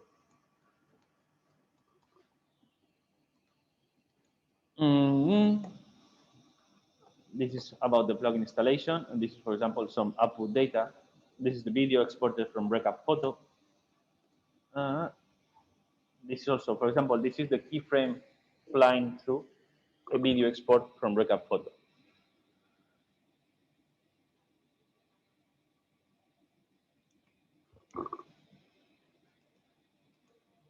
And what else? Let's see how it's going this. Well, it's stuck here. It's taking time. Let's go a little bit on Agisoft.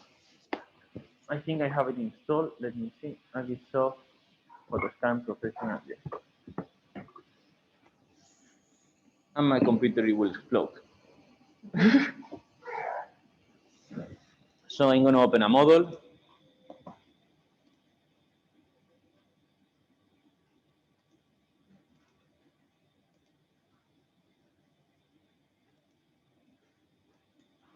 Yeah.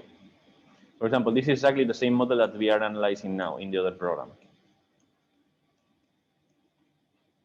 So what you do here is, for example, we have aligned only 74 of 180 pictures. We are only using half of them. So in Agisoft, what you usually do is you start a workspace and you start a chunk. That is how they call like the 3D scan. So what you do is you add photos. When you add the photos, it will automatically start processing them.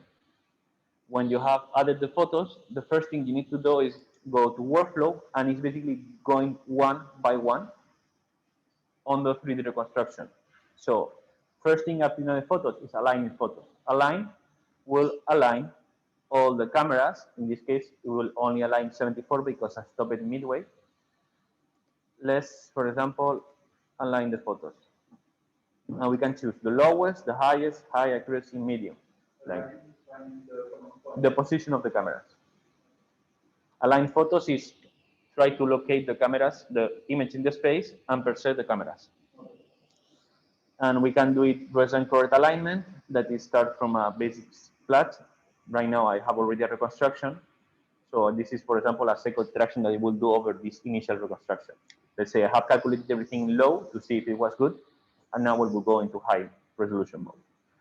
Generic preselection, we will go random, or we can go advanced and choose settings. Technically, just to save time when you're doing like this. Exactly. So then we will go and build the dense cloud. In here, we can go crazy. Like quality, if you have enough pictures in ultra high, my computer has run out of memory like so fast. In 1 hour, out. So you need to assign like a lot of hard drive dedicated to space. Usually go for high or medium, it's good enough. Even the low one is still quite good. It's close to the recap one. Advanced net filtering. This is how it will process the points. Like aggressive, it will only take the best ones. Mild moderate will only take semi-valid points. So the point might not be that accurate as the other type, but you will get more definition, let's say, visual definition. Then you will go to build a mesh. That here is where we stop the point count. For example, if we make face count, it will take almost all the points, and we'll have like 1.2 millions of triangles. That's huge. It's a big 3D model. And interpolation. Do we want interpolation or not? It means if we don't have points in the middle and we have really big triangles, if we have interpolation, we will create another point in the middle, like the average one, to have smaller triangles. Then we have the tilted model texture, that is adding the texture. Tilted model, that is, I don't have it right now. It's this. Is the orthomosaic. This is the flat image. And in top of the flat image, you can see here, these architects will love. This is, for example, the contour lines, the height maps. This, for example, is cota zero, like 0 height. This is -1 height. This is -3 height meters. And you can see this is -10 meters. This is -2. So you can actually get the slices of the terrain that you are working with. Digital elevation map is the color grading of the same, but you can have it in 3D model or flat. In this case, for example, it's saying that the midpoint was the yellow. I know because I was here, and the drone started here, so consider this as 0 level, and everything that's lower was at -11 meters, and everything that was higher, that was at 3, was at 4.2 meters. The highest thing that hit was 4.2 meters. Then we have like editing tools. In here, we can properly edit the mesh. We have a lot of tools for it, and we can actually erase and modify the pictures on live. So for example, if one of these cameras, these data sets, NA, didn't work, we can start processing to see if we can get to get it admitted by the program or not. This is a proper photogrammetry tool. Actually, the license is like 3,000 or 5,000 euros. Like, it's good. It's really full. And has something that the other software in general, they don't do, or they don't show you too much, that is the camera calibration. In here, you can set up actually the proper values of your camera to get away from the lens aberration and lens correction. You know that all the lenses, the forms, and each lens deforms in a little different manner. So in here, you can set up the parameters to actually flatten the image in the best and more realistic approach. So in here, you can set up like RGB connection. For example, all lenses, like from more or less from the 70s. For example, I have a Pentacon lens that is a really good 50 millimeter lens, but I know it's irradiated with iranium. It actually is a like collectionist lens that is really good, is really sharp edges, but tends to color the image to green. So in that case, you will want to have a color correction of all the image automatically done.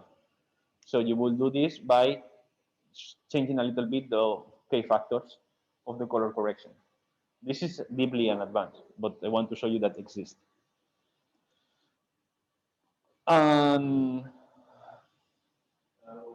Yes. This is a drone with embedded camera. Like I have like a DJI. Actually, is the worst drone of DJI, but works so far so good since like 6 years ago, 5 years ago. So they don't even sell it now anymore.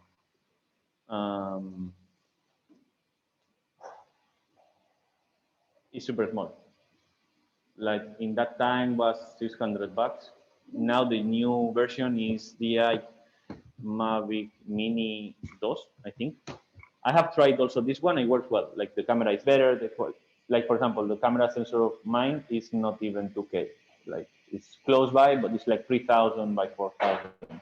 The image Full HD recording is Full HD. It's 180p. This one is already 4K. So actually, Larger images, better resolution, more pixels, better reconstruction. It's as simple as that. Also, more computational power because more things to process. So far, like the difference is between the big and the small ones is basically like how automatic you can do the flying. In the small ones, for example, mine doesn't have automatic flying modes, as Link was asking. I have to rotate manually, and what I'm doing is like I'm rotating and tack, tack, tack, tack, like a machine gun in all the pictures manually. I need to be careful a little bit that you don't need to go really fast. You need to stop a little bit to take the image so it's steady. For example, in recap, what does this fail? Recap photo reconstruction. I will show you why one of the reasons why this failed. Photo speed 2. What's the accuracy? Depends on the distance, the camera sensor, camera resolution, and the amount of pictures. Depends. For objects, you can get quite good accuracy if you take, for example, if we take 200 pictures of this. Okay, this not because it's reflective, but imagine something like this. With especially if you start like, then you have in photogrammetry you can add markers as this one. Agisoft has embedded. I closed Agisoft, but Measroom has two. They have something that tool like print markers, and they will show you like some patterns like this that you can place next by your object. So automatically they will know how to scale your 3D model because they recognize that this is a market and this market has this like 2 centimeter size. So they will automatically make this kind of small scale corrections. You make 200 pictures of this, you make them good with good lighting, a nice image without shakiness, etc. You can get, I think, like 1 millimeter accuracy. But takes time. It's not something we do in 1 minute. The object, it will work. What's that? And I was very place with because the position of the camera will be the same. Yeah, in that case, for example, if you want to play with rotatory objects, etc., ideally, this is automatic rigs, and for example, the MakerBot scan that is super old, MakerBot scanner work like that. It was a CT scanner. The camera with the rotation. In this case, yes. And actually, for example, this is a mix. This is a mix of photogrammetry plus structural light. These ones were 2 lasers that they were making a straight line, red line, and you have the camera that has this is an infrared filter actually just for the camera that you move by hand. And basically they were capturing and see how the light. So if you want to have really high grade things scanned, go for a structural light. In general, it's better. A structural light scanning, like throw a laser or some patterns on the object and start capturing the image. Huh? For small is better. Like the accuracy is way better. Photogrammetry is powerful. For a small, really small object, I haven't scanned so far, like too much. The smallest thing that I have scanned, I think, is a car or a motorbike. But you can get really good resolution.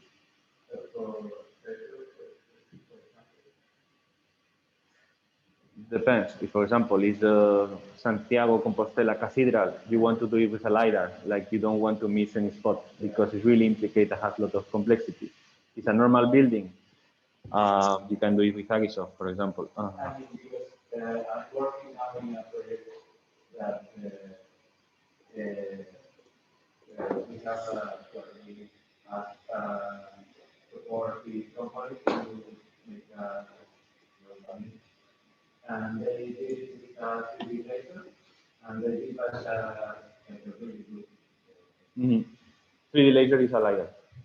Yeah, a really good model, really precise, and with photogrammetry. And not as good as. In general, no. For example, this is photogrammetry. These are not that many pictures. This is a building I do in Valencia that they just did for test. And for example, in here, you remember that I say that summer blue sky is awful? The data set of this image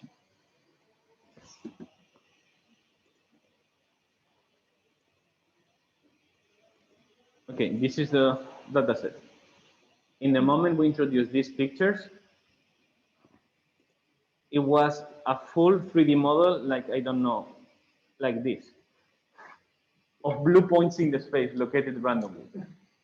Because what it does is just tracks the color of exactly that RGB blue and located in that point, like randomly. So one of the things to make this one work and not taking 2 days to compute was actually removing the sky and set up a PNG image without sky, just with like the color selection of Photoshop, erase, boom, to feed like a cleaner data set to the photogrammetry scans. So, for example, this is a scan, I don't know how many pictures, 36 images. It took me literally 2 minutes to do this scan. Like go, poo, poo, poo, poo, poo, poo, poo. Like the fast and speed of doing this scan is, and also the ability to do it without super expensive dedicated hardware. Like laser is always better. The point of laser is you don't have texturing. You don't have textures. In that case, you use mix of photogrammetry and Lidar. I don't know what they use, but Yeah, it's like the laser models are like crazy. Um, The one of the Kinect is like substrate.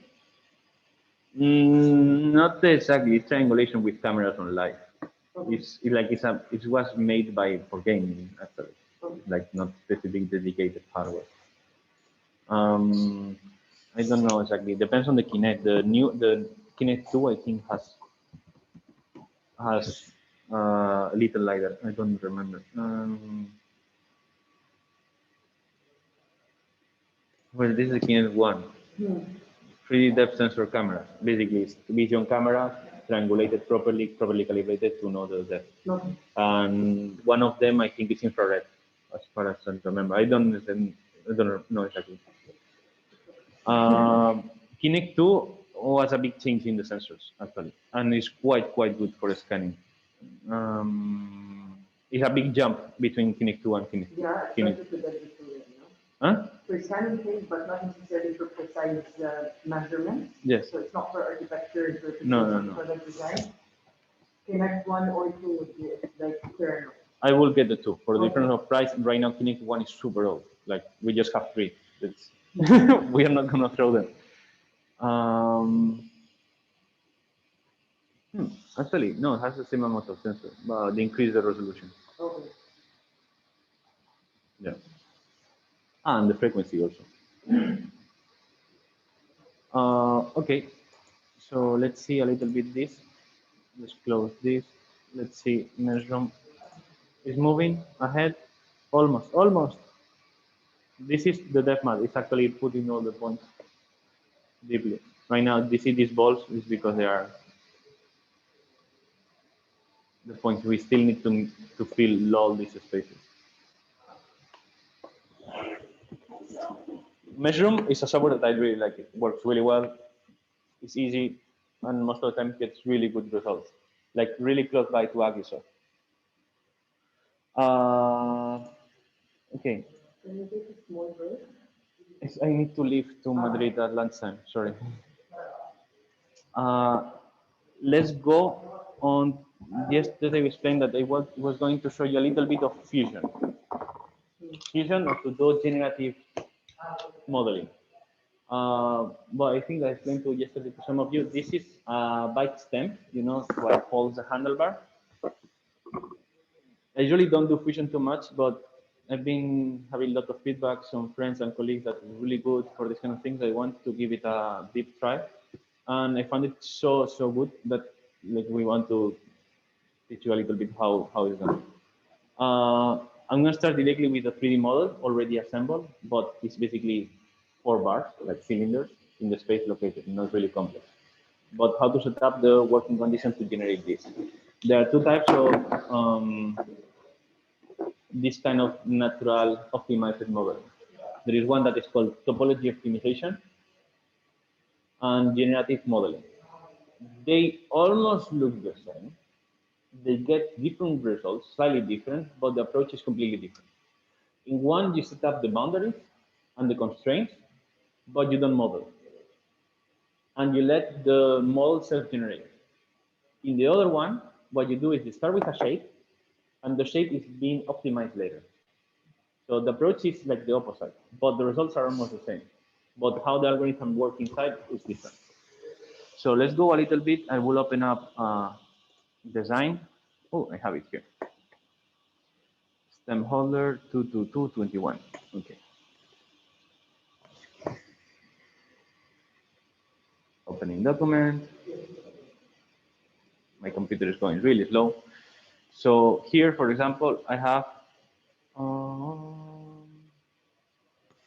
I am here. Let's go to the design. This is a bicycle. I actually didn't model it. I just download the model of a bicycle. And here I have my constraints. So we need to understand a few things. If we want to design a piece for this area, we need to set up some boundary conditions and some like rules of the game. One of them is the geometry needs to be attached to something. Basically, we are calculating structures because this is structural analysis, but with form finding.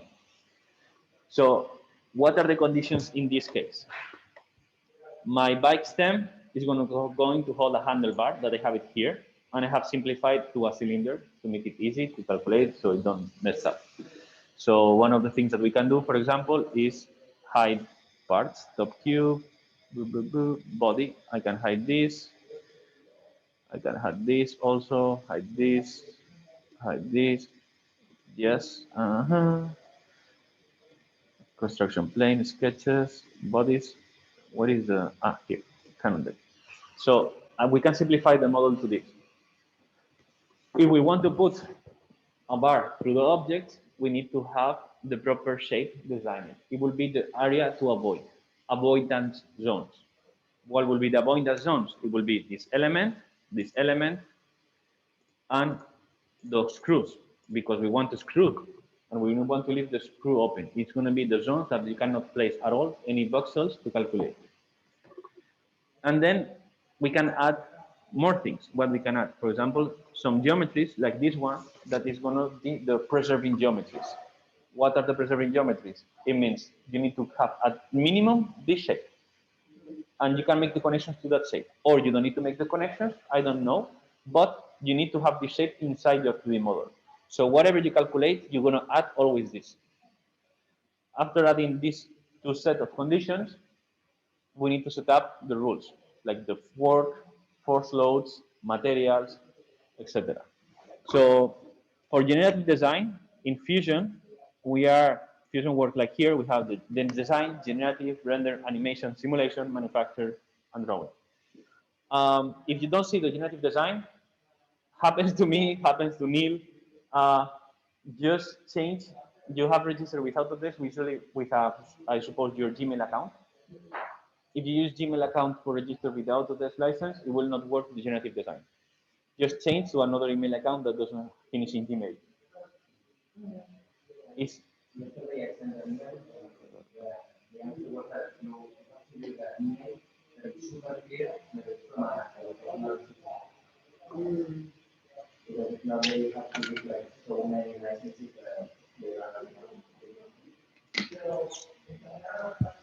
so let's set up a generative design. Okay, I have already here created some studies. I will erase them. Delete the study. Well, I will create a new one because I don't want to erase because it's cloud-based and it's going to save. So let's create a new study. New generative design study. Okay, study 5. Let's start with what is geometries that we want to preserve. So design space, preserve geometry. I want to preserve this guy, this guy, this guy, and this guy. Actually, first I was amazing how easy it is to do this in Fusion. Like in Grasshopper, it's 6 hours to make a simple 3D model out of it. Then we need to set up the obstacle geometries. Obstacle geometries, let's go.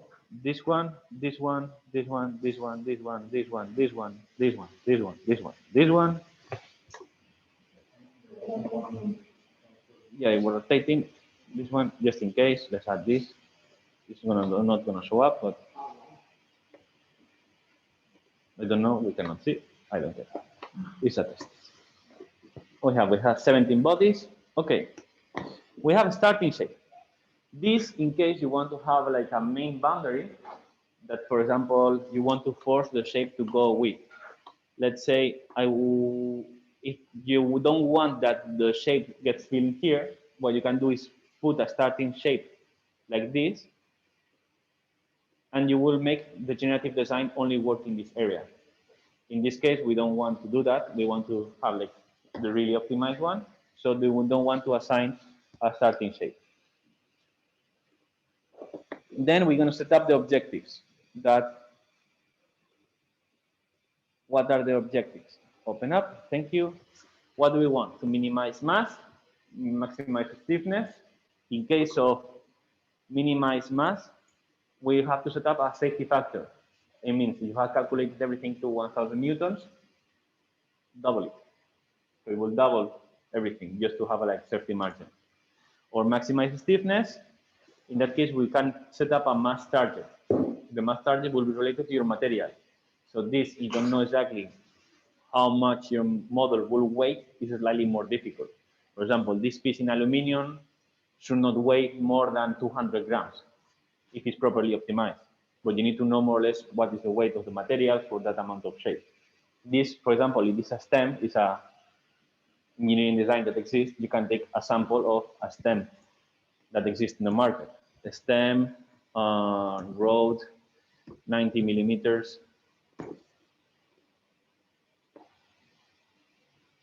Let's go to, you can say, Orbea or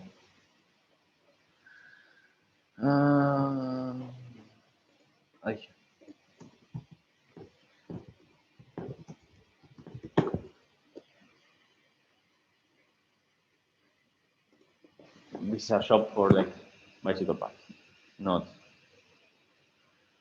stems. For example, this one. This one is aluminum. Does it say the weight somewhere? Where? I don't see it. Okay. For example, more or less, yeah, 130, like between 150 to 100 grams. So we know that the mass target, this is optimized. Let's go for 100. Let's make it a little bit lighter. Then the program will know if it needs to go higher or lower. It's just to minimize the mass, to make it automatic. What is a manufacturing methodology? This is important. How you want to fabricate this? It clearly influences how you fabricate your shape. In this case, for example, costing is like mass production manufacturing. We don't want to work. Unrestricted, it means we don't care. No, we care. Let's say this week is additive. Let's go for additive manufacturing. Orientation is our machine in which axis it printed. It's important. Actually, we print in the same direction in the Z. So it's important to try to optimize for the Z direction of printing. The layer heights are different. Overhang angle. The overhang angle of our printers is going to say also the stiffness of the shapes, how stiff are going to be the shape. It will not make overhangs higher than 45 degrees. It's quite safe, so let's keep it like that. Minimum thickness. I went for 3 millimeter. Like anything in FDM printing lower than 3 millimeter is not structural in general. Do we want to mill? No. We also could actually choose 2D axis cutting if we want to make slices and models, or milling if we want to do three-dimensional milling. Maybe we need to rotate 2 times to get the proper mill, but we'll be able to. Let's just stay with additive, and let's set up the design conditions. We should switch off and assign the geometries, and only the shapes that I want to assign the loads. So first thing is a structural constraint. Where does your pieces hold? Like this is a theme. What is going to hold and what is holding what? We could choose 2 different ways. We set up that this is holding and this is the cantilever, or we can say that this is holding and this is the cantilever. In this case, it really doesn't change. It's just measuring the part. Just in order to make it good, let's hold it. That is the fork that goes here. That is holding all the way. So this is going to be the selected, the internal parts that are going to hold in, that are the contact zones on the fork. And we want to lock what? In this case, we want to have it fixed. It's a pin connection, it's frictionless. It means we can have joints that slide in one direction. For example, if you know you are making a complex system that, I don't know, like we are missing a bar here that could rotate and make this movement because it's a mechanical lever, you need to do a pin and get which one is the rotational axis, because maybe that part rotates and needs to rotate. Or in this case, it's a really fixed, because we don't want that the steam moves around out of the bicycle, and we want to constrain in all the three axes. Okay. Then we need to set up the loads. And this is the more important and difficult part. Where are the loads and how? For it, as I'm not a bicycle designer,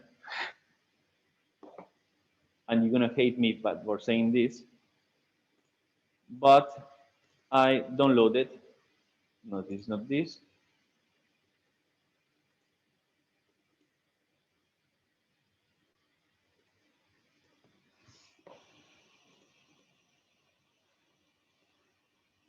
I save it in another folder, sorry. I downloaded the datasheet ISO guide on Steam design.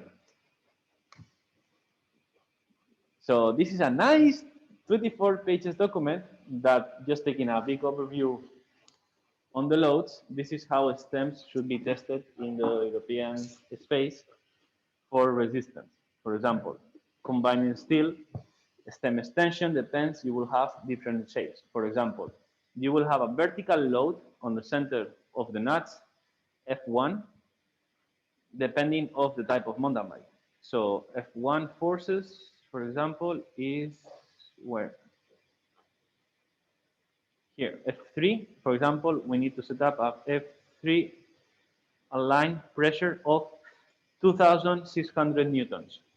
It means 260 kilos in the vertical. And there are a lot of pages. For example, we also need to add another force at 45 degrees angle of the stem, of, depends on the type of shape. What is the test, this one? Actually it's force 3, force 3. Actually it's this one, is 2,600. So let's set up this shape, this force. So the force is here and here, that are the parts that are holding or shape, and we want to rotate it in an angle. What is the angle? Y angle is x, y, z. Let me see, it's x minus 45. No, I always get confused with this. 45. Yeah. Done. Okay, we need to be careful here, because this is something that you need to read a little bit of fusion documentation, but it will apply, if we set up a load of 2,600, it will apply a load of 2,600 to this face and to this face. So the total load is 5,400. So you need to read the load on the faces. In that case, the load will be 1,300. So it actually, the sum up of the forces is 2,600. So here it matters a lot what you select and how many faces you select. Okay, so first load. Then let's go. Let's not gonna put too many loads, but this is a cantilever. So if you have a vertical force on a cantilever, the L distance is what creates the momentum. You know, momentum is like the rotational force. So the torque in F1 for is 80. I know because I calculated the stem more or less to be at 100 millimeters of distance. And let's say it's a bike road, we are just setting the force exactly on the handlebar, like at 100 millimeters, we are using this kind of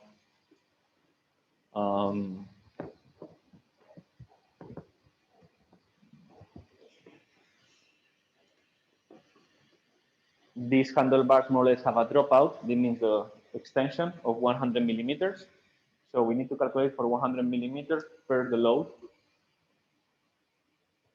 So we need to assign rotational forces. In this case, I will choose these ones, the sides. This is a little bit on the design, because if we just assign the center on the loads of the design, it will only take the reinforcement on the side. If we try to also grab side faces, it will try to extend. So in the future, we will avoid this kind of rotation too. That we can set up a load of forces for that. But right now, let's only set up two, so it doesn't take years to calculate. So let's set up some structural loads in there. In this case, we set up a momentum of newtons per millimeter. So we have newtons that, how many newtons is this? It's 80 divided, so let's set up 800. And the rotation of momentum is always parallel to the faces. In this case, we can see by the rotation that is good enough. It's rotating, but we can set up to rotate in the negative or in a different angle in case we want. Let's just set up this one and let's add the same one in the other side. Okay. So with these two rules that we have set up, we can start. This is a basic case scenario. We can set up the study materials. What materials do you want to work with? What do you want to fabricate with? In this case right now, it's a standard like aeronautical aluminum. Let's go for plastics. In this case, there are not too many plastics. Let's go to Fusion 360 material library. Let's go for all type of plastics. And here we have, for example, ABS, acryl, CFRP, epoxy resin, glass, fiber, reinforced plastic, LCD plastic, nylons, PEC, PIC, well, PVC, PTF. Let's go for something technical, carbon fiber reinforced plastic. This one, we just drop it in. Okay, good. And we can do a pre-check. Let's see if everything is okay. Oh, good. No big mistakes. That doesn't mean that the model is logic. It's just there is no mistake on the setting about the file. We can do a previewer that is actually generate the basic boundary or the basic area of actuation, like more or less where we will have design. Doesn't take too much in general to calculate this, but I'm calculating this. Okay, look. At least volumetrically speaking, we are working in this area. And this is the basic shape that we will start working with. And you see it's slowly improving because it's taking out the avoiding areas, like the center of the cylinder or the screw zones. We can stop this. This is not generating the shape. This is generating the shape. And here we choose what study we can choose. We can have like 20 studies, different studies for different workforces. So let's only choose generative model study 1. It's uploading it and it's cloud-based computing. So for example, here I have already calculated a few of them.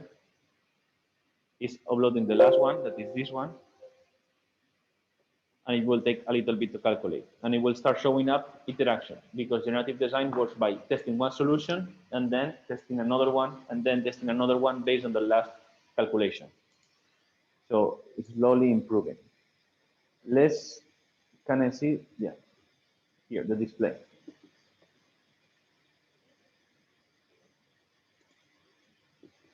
Right now, for example, these are all the studies that I generated before. And we can see that the study 5 is being processed. Study 1 failed. Study 4 is this one, actually. Study 4, for example, here we can set up that this one is converged, and we can see how the first start designing, then start optimizing the design slowly, and we can choose which one to choose for different materials. In this case, I think it tried like 36 solutions after getting this one. For example, I remember this one is for glass fiber, this is carbon fiber, and this is aluminum. Let's go for the aluminum just because it looks fancy. Double click, and we can see that it's going to be designed for the set orientation, has this the volume, the maximum mass in kilograms, actually weighs nothing, like 69 grams. The total amount of loads that it can support, and the displacement. It means it will bend almost 1 millimeter on the maximum loads that we have set up. On the bottom part, height of the meetings, here we can see the different interactions. So we can see the different evolution of the generative design. It's loading here, takes a little bit of time, that's the bad part. And we can see also the stresses view. That is the zones with more stress and where the stresses are higher than other areas.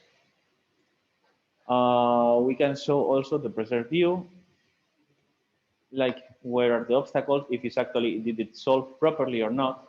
For example, in this case, this design is not really smart because it would be much better to calculate only this part and avoid this part, not having calculated. As we have joined in the model, this part is together, it's one piece. So this should have been one calculation and this should have been another calculation, independent. In this one, we have put case here, and where are the supports? The support will be the bolts, that is the nuts that are holding it back to the other shape. Happens the same with this shape. If we calculate it individually, we will have to put also forces here of one much. Like usually screws for bikes extends like connects at 5 newtons force. So we'll have to put 5 newtons here, 5 newtons here, 5 newtons here, and 5 newtons here. That will be the holding parts. We have to invoke the forces to the board. Yeah, exactly. And we have other options to see and compare this that I don't like at all how this works. Here we can design and generate the surface again to work again in normal fusion, or design outcome that is generate the mesh in case you want to put it into, I just put it into Cura, like to then generate it. Let me see. I don't finish outcome view. In here, we can display in different ways. For example, we can display what is the status or which one is better performance-wise on, for example, minimum sector factor, maximum bond stresses. For example, obviously the aluminum is stronger. Piece per cost. In this case, they don't calculate because the library is not good. Or displacement. For example, the carbon one, I think, deforms 3 millimeters compared to the aluminum one that deforms not even 1 millimeter. So this is a way of generating out of actually designing without designing. And right now the design is complex. Well, it's not complex, but this shape is quite easy. It could be a simple cylinder that we start working on top. So for example, you can design some small, would be nice if you can design something that is something that you stand on and you test it. Like as group test will be, I design something that can stand 90 kilos and test if it depends on the printer, it influences the print, or it depends on the material, it changes or not.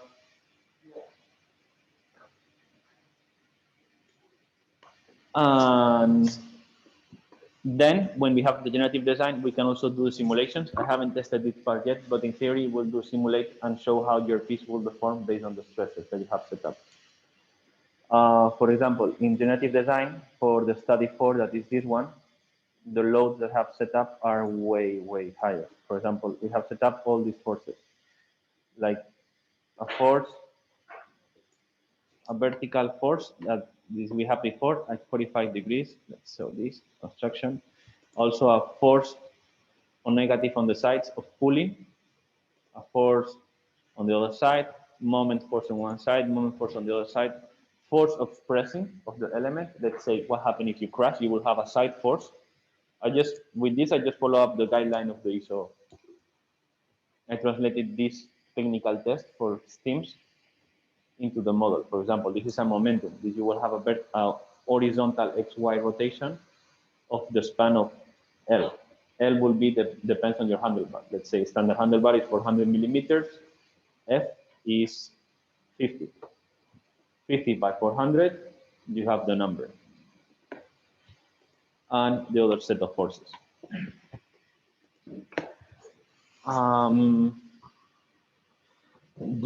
Designing these meshes and make them able to print is not easy. For example, in this case, this model, let's see, I have the design around here.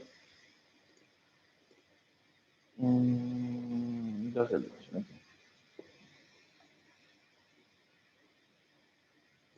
Even if Fusion does its best to make it able to fabricate this shape, it's difficult to locate in a position that is easily manufactured.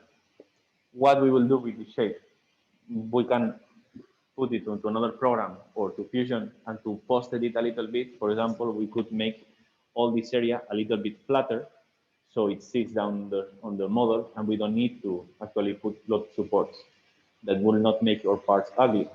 For example, here, the forces on the stem made this design, but as this part is better to manufacture it, part 1, part 2, let's open them in Cura.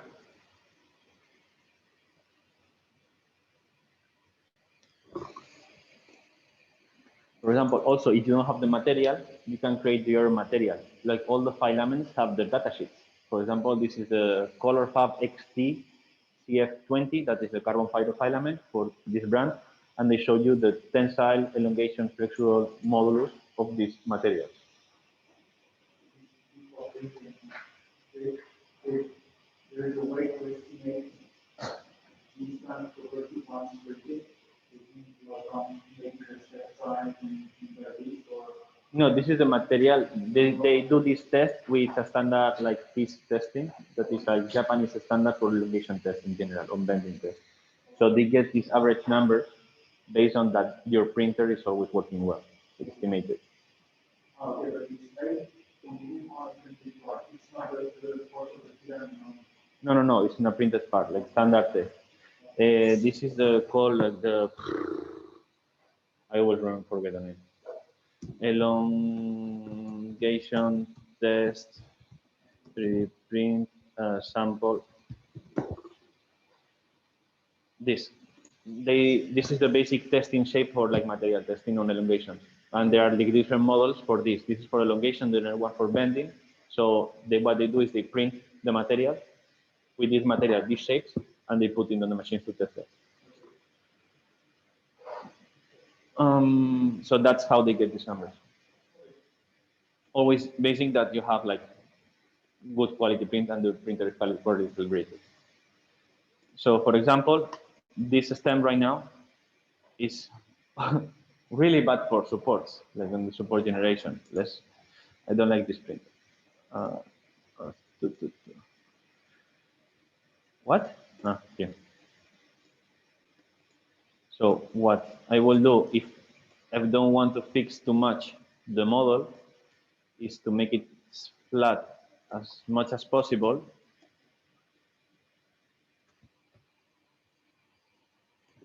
And I will take a little bit, like I don't care, and cut a little bit of 1 millimeter of the model so a little have a touching zone. It's not going to make a big influence in the 3D model, and maybe 2 to make it sit flatter. Oops. Too much right now.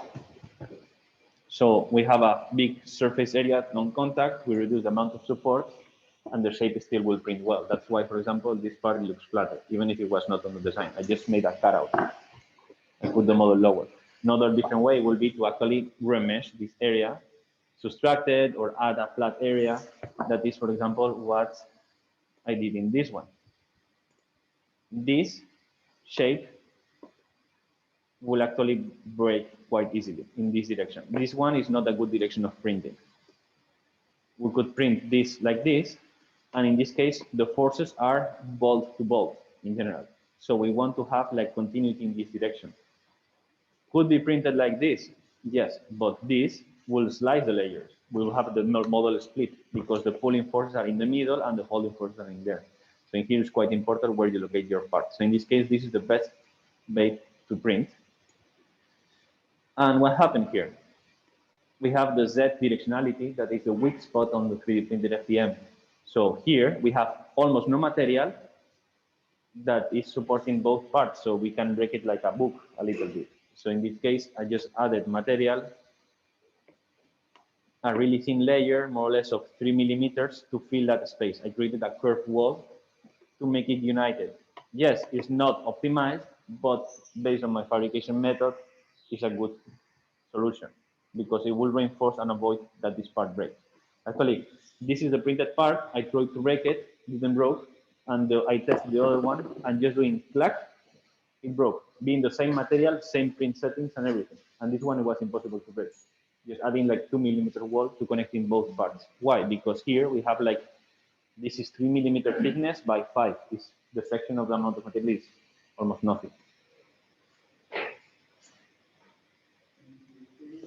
The other part, the feeding is 100%. Actually, for this, I can show you the settings. I didn't change them.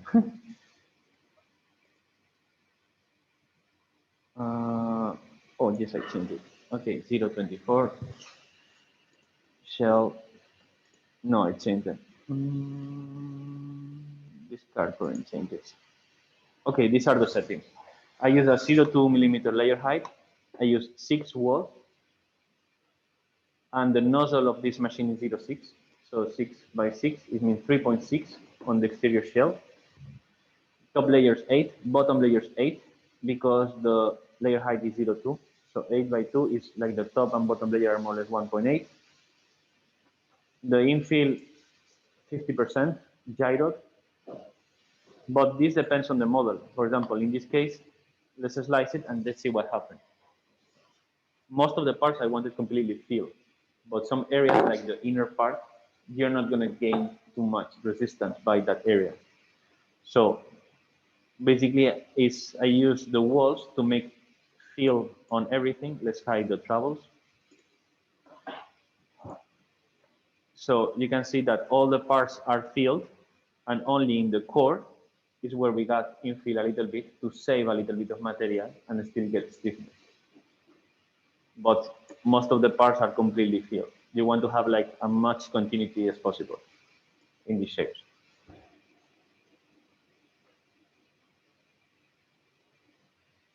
Can we import this model and use the simulates Fusion and analyze it?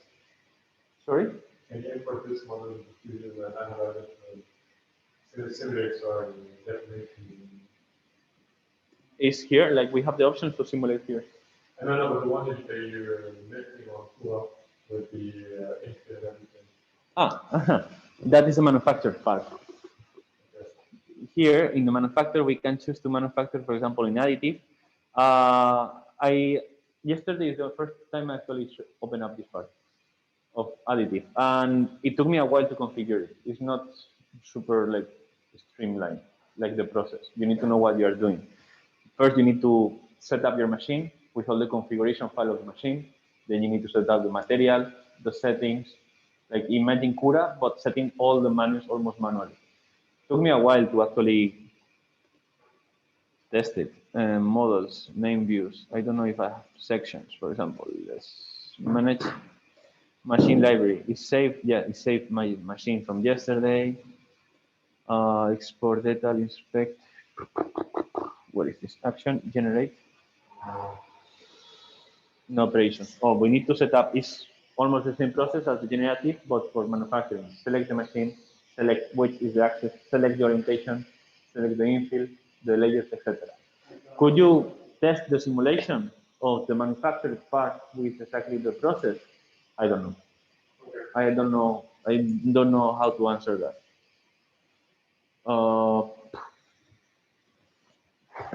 In manufacturing technique, let's say in milling, etc., the model is what you have. Like basically, you start with a solid piece part.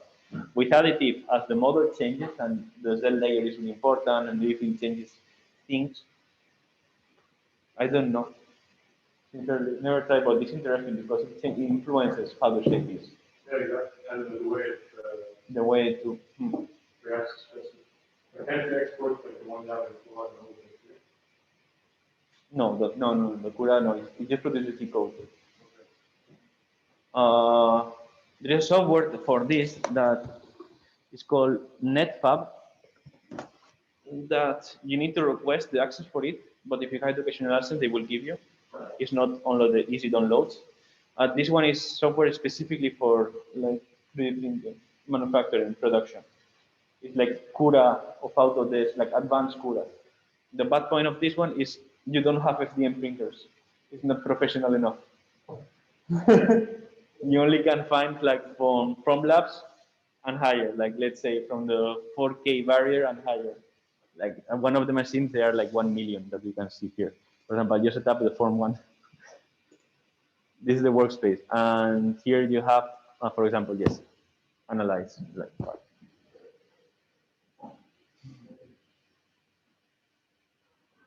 I downloaded in Christmas to learn it, and it's tricky.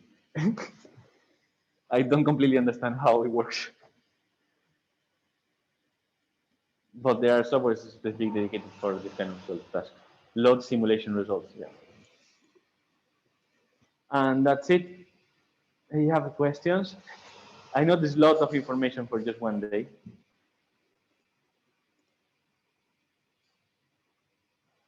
Ah, it's finished. It's finished.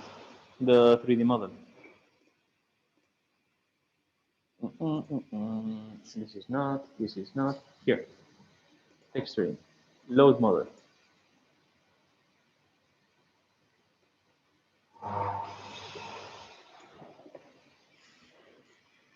We'll close Fusion. Don't save.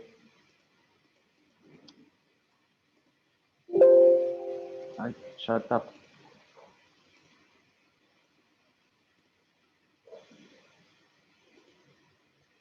Yeah. For example, this is the result we just got. And right now we are seeing the mesh plus the points.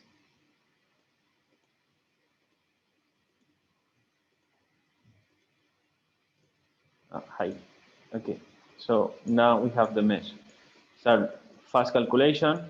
We didn't set up any values. It's just the automatic result that we got without almost not set, without any setup on the program. Not bad, but if you compare to the, for example, what the result of Agisoft was slightly better. But also in Agisoft we have customized a little bit the values, we have fixed a little bit the images. In this case, it's just throw the images and calculate. We will make some changes. If the good point of Measure, I like it, is in each individual part, you can recalculate each one of them individually, and it will add everything on top later. So for example, we don't need to start from the beginning. We just change these values here. Minimum consistent cameras, 4. Only the ones that have minimum 3 triangulations will start. And we just click on compute this one, the individual models. It's similar to what Agisoft does, but instead of going the tabs, we see the models individually. Okay. Questions? A lot, I suppose, but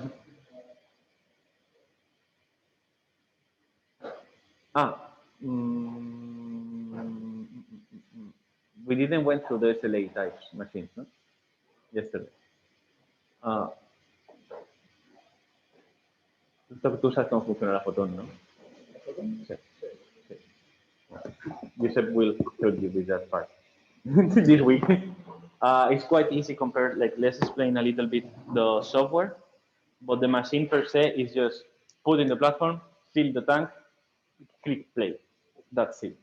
The only annoying part is the cleaning part. You need to be careful, you need to wear gloves, you need to put the 3D printed part in an alcohol container, cleaner, then put another container, clean it again, then come to support with love, use another ultrasonic cleaner, and then put in the curing oven.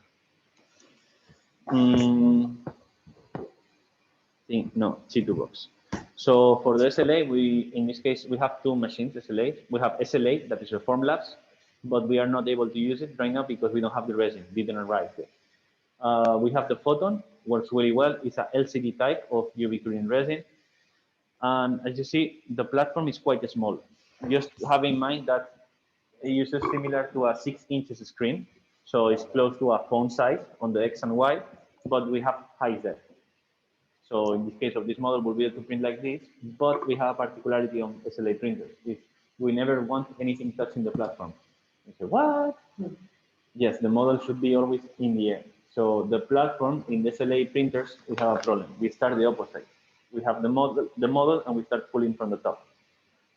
The model needs to be attached to the platform, but we have a problem. We are hardening material on a glass bed, or it's not glass, it's PDF or Teflon base, that of the resin container, and the printer is pulling. How we unstick this layer from this layer? This one is usually aluminum, and this one is a flexible plastic, non-adherent, like the fried pans. So in that case, what you do is you create suction. So you pull, and it creates suction and breaks the link on the bonding on the bottom layer. That's why it's non-adhesive. So usually the biggest problem with UV resin printers is that the model doesn't stick to the bed. And when it sticks, the problem usually sticks too well. So it's always a battle. You want to stick and but not stick too much. How you manage this? First is model orientation. Second is resin and how you calibrate your resin. Resins are millions of types, different manufacturers, and each one has his own photo initiators and the magic formula, and they have different settings of curing speed. So some of them you need to light them for 1 second, some of them you need to light them for 8 seconds for one layer. Changes a lot. And so my recommendation is always follow manufacturer recommendations for your machine. Each machine has different amount of power on the UV light. That's why, for example, the resin for the Formlabs is not the same as the photon. The photon is a LCD type. The laser source of the photon is a 40 watts LED UV. And the Formlabs is a laser of 20 milliwatts. So that means the difference of power is high, but the laser is a laser. So that means we have 20 milliwatts in just one really small area. So it's really concentrated. So actually it's higher than the total amount per square millimeter on the photon. So that these kind of things change the type of resin you need to use. So how we orient models on this program. This program, I like it a lot. This is not the original program from the Photon. This is an open source alternative that I really like because it's easy, has a lot of utilities, it's good. Let's drop a model.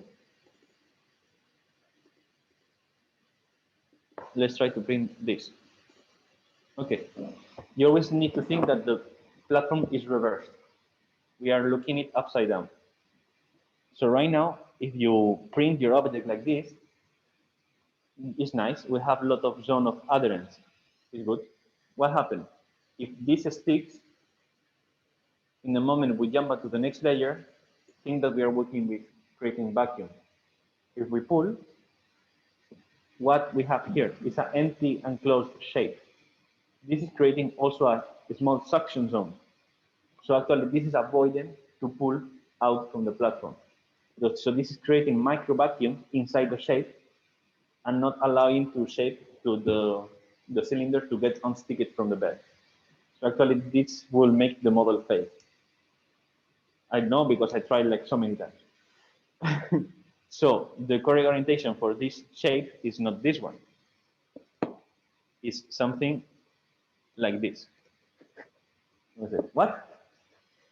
And actually, this one is the best one. Why? Because when we cut, the first layers that are the most important layers because they haven't not curated completely yet, we are not making any force and not creating any vacuum.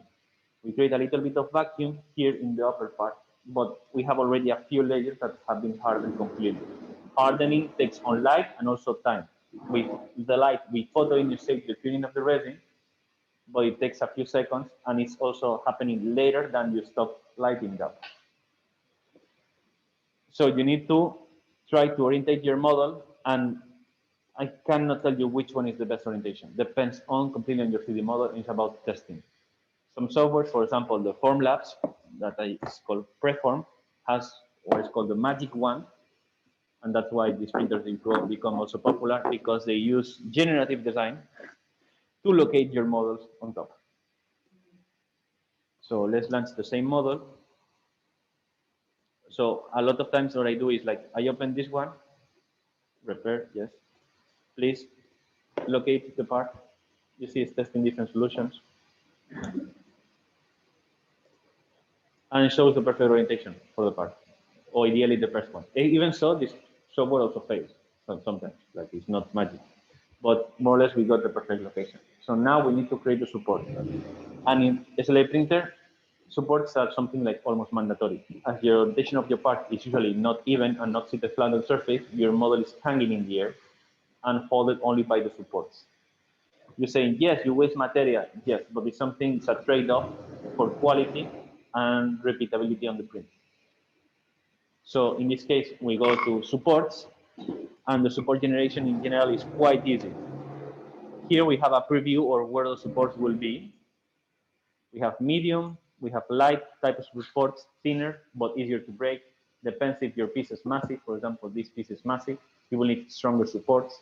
Some pieces, for example, like small figurines, like war games figurines, that they use a lot for this kind of printers. They use thin supports, so they are easy to break.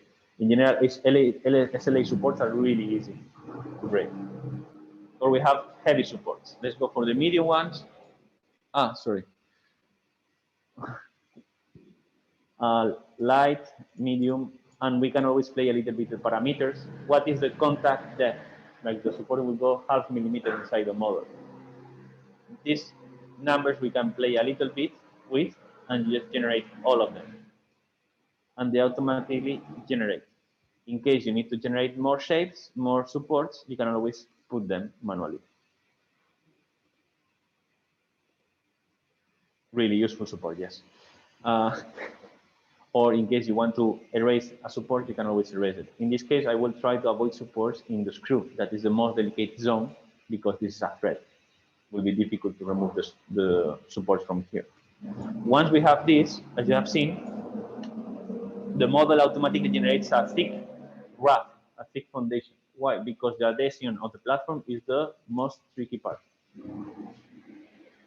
We can go back and slice.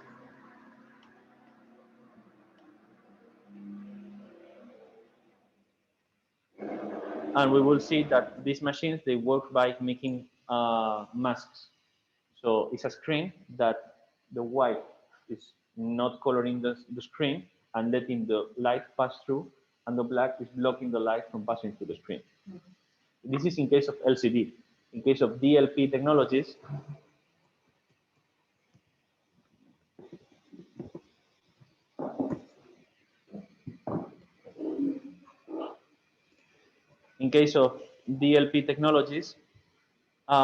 what we have is a projector. The projector is projecting literally that image. So it happens more or less the same. These projectors are not standard projectors. They are mercury lamp projectors because the mercury lamp projectors, they emit a lot of radiation in the UV spectrum. And we have the SLA, that is a laser that with a set of mirrors, they have a special name, I don't remember right now. Basically, some two mirrors that rotate really, really fast. They move the laser direction to different parts of the surface. What is the difference on them? SLA image programs are different from DLP and LCD. LCD programs and DLP are can use almost the same program because the image is done by images. It's not JPEG, it's JPEG, it's like they use proprietary formats to load image after image. SLA, they have to do like the FDM. They need to move the laser all around, but they do with mirror calibrations. What is one of the differences? In LCD and DLP, you can print one object or fill the platform. It's going to take the same amount of time. Why? Because we are blasting the whole layer at once. It doesn't care if the whole layer is white or the whole layer is black. It will still take the same amount of time. Meanwhile, in the SLA type, we need to move the laser. And the laser is really small, so we need to move it really, really fast to all areas. So more movements we need to produce, more time it will take to make the shapes. You will say, oh, we didn't set up anything apart from the shape and the geometries and the supports. Yes, we have the settings of the resin that are in the setting. In here we don't have too many values to play with, but we have the resins if you want to calculate the cost, and the print, the layer height. The layer height of these machines in general is from 0.01 millimeter to 0.05 millimeter. It means the worst quality on these machines is the best quality on FDM printing. So the pre-samples that you find in that shelf next to the pipe, the PVC pipe, are the worst quality that you can make in these machines. And we have the resin settings that depends on the type of resin and the manufacturer recommendations. And it's something that you need to trust, but always you can play a little bit with the values. Why? Because depends on resin, you always need to shake it a lot before using it. Because the photo initiators, they dissipate the bottom of the resin. They don't mix properly if you keep it standing. Also, the room temperature influences and humidity influences on how faster the resin cures. So these numbers we will play with half second more, half second less to try to improve or reduce the quality. For example, the exposure time, the prints that we were getting yesterday, I think they're too hard. They were too cured, so I think it will reduce the curing time half second per layer.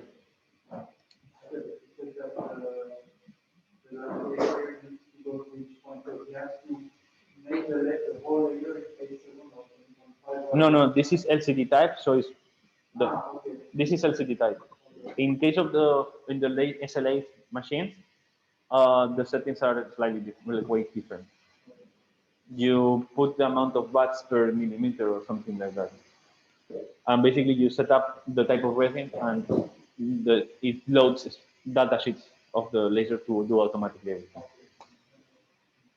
And we have the photo exposure and photo layer count. Why? Because the first 5 layers, we want to be sure that they attach properly. So that's why they are exposed almost 10 times more than the rest of the layers. So we want to have a good foundation that is really hard, and then we put the model on top that is not totally cured. Why is not totally cured? To clean it better with alcohol, so we get better surface quality. Also, to be able to remove the supports. If the support is completely cured, we are not able to remove it.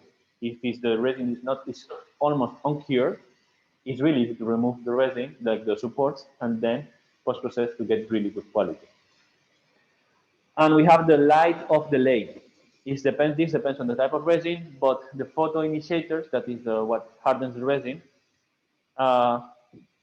when you light them up, they still have some bounce back of time that they're still working on photoinitiating the resin. So in this case, this resin needs a light of delay of half second. Where do they get this information?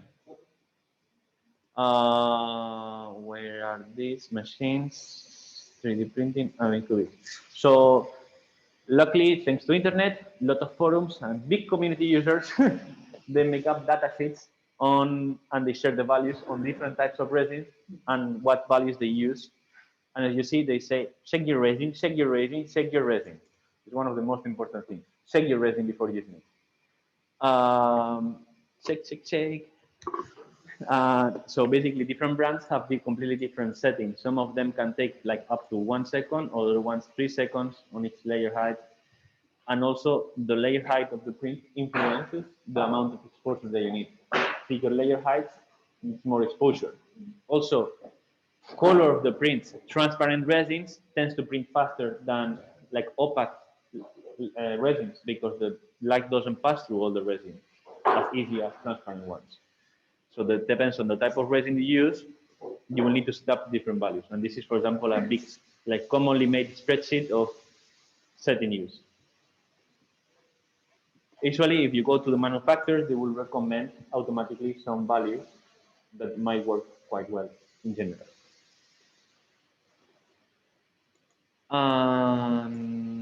In case of the preform, for example, that you were asking before, high float emitting controls, in here we set up the material. In this case, Formlabs does only allow us to use their proprietary material. So you need, it's like a magic box. You just put the print, allocates everything, and you print. What happened? That comes with a cost. The cost of a resin for a Formlabs is around 120 euros liter. It's almost double or triple a normal LCD printer.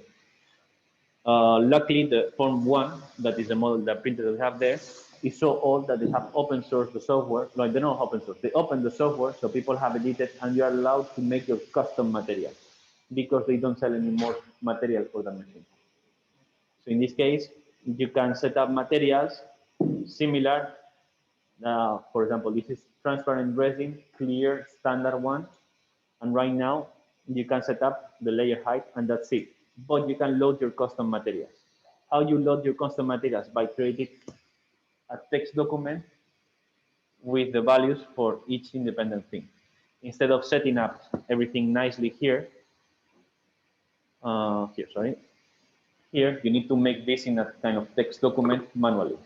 It's a bit annoying, but this machine is Form 1 is already like 8 years old, so it's quite old machine. Like talking about 3D printing, there's already Form 2, Form 3, and Form 3 Plus, and 3 4. I don't know. I think they are in 3 Plus right now, like 3 models ahead. So actually, this means the first generation already. But we are trying to recover it back because if you just know how to deal with this kind of thing, it's still quite a good machine.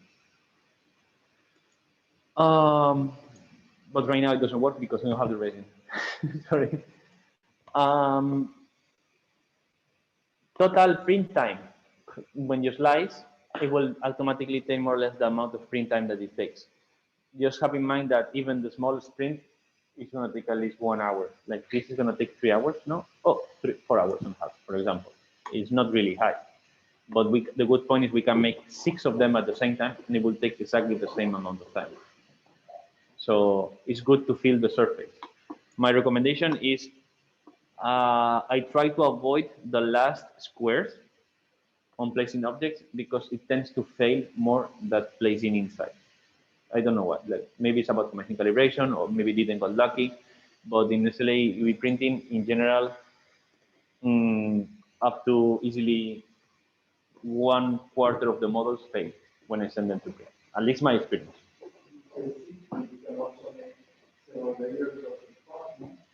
Yes, but it takes more time because yes. Okay, that's it.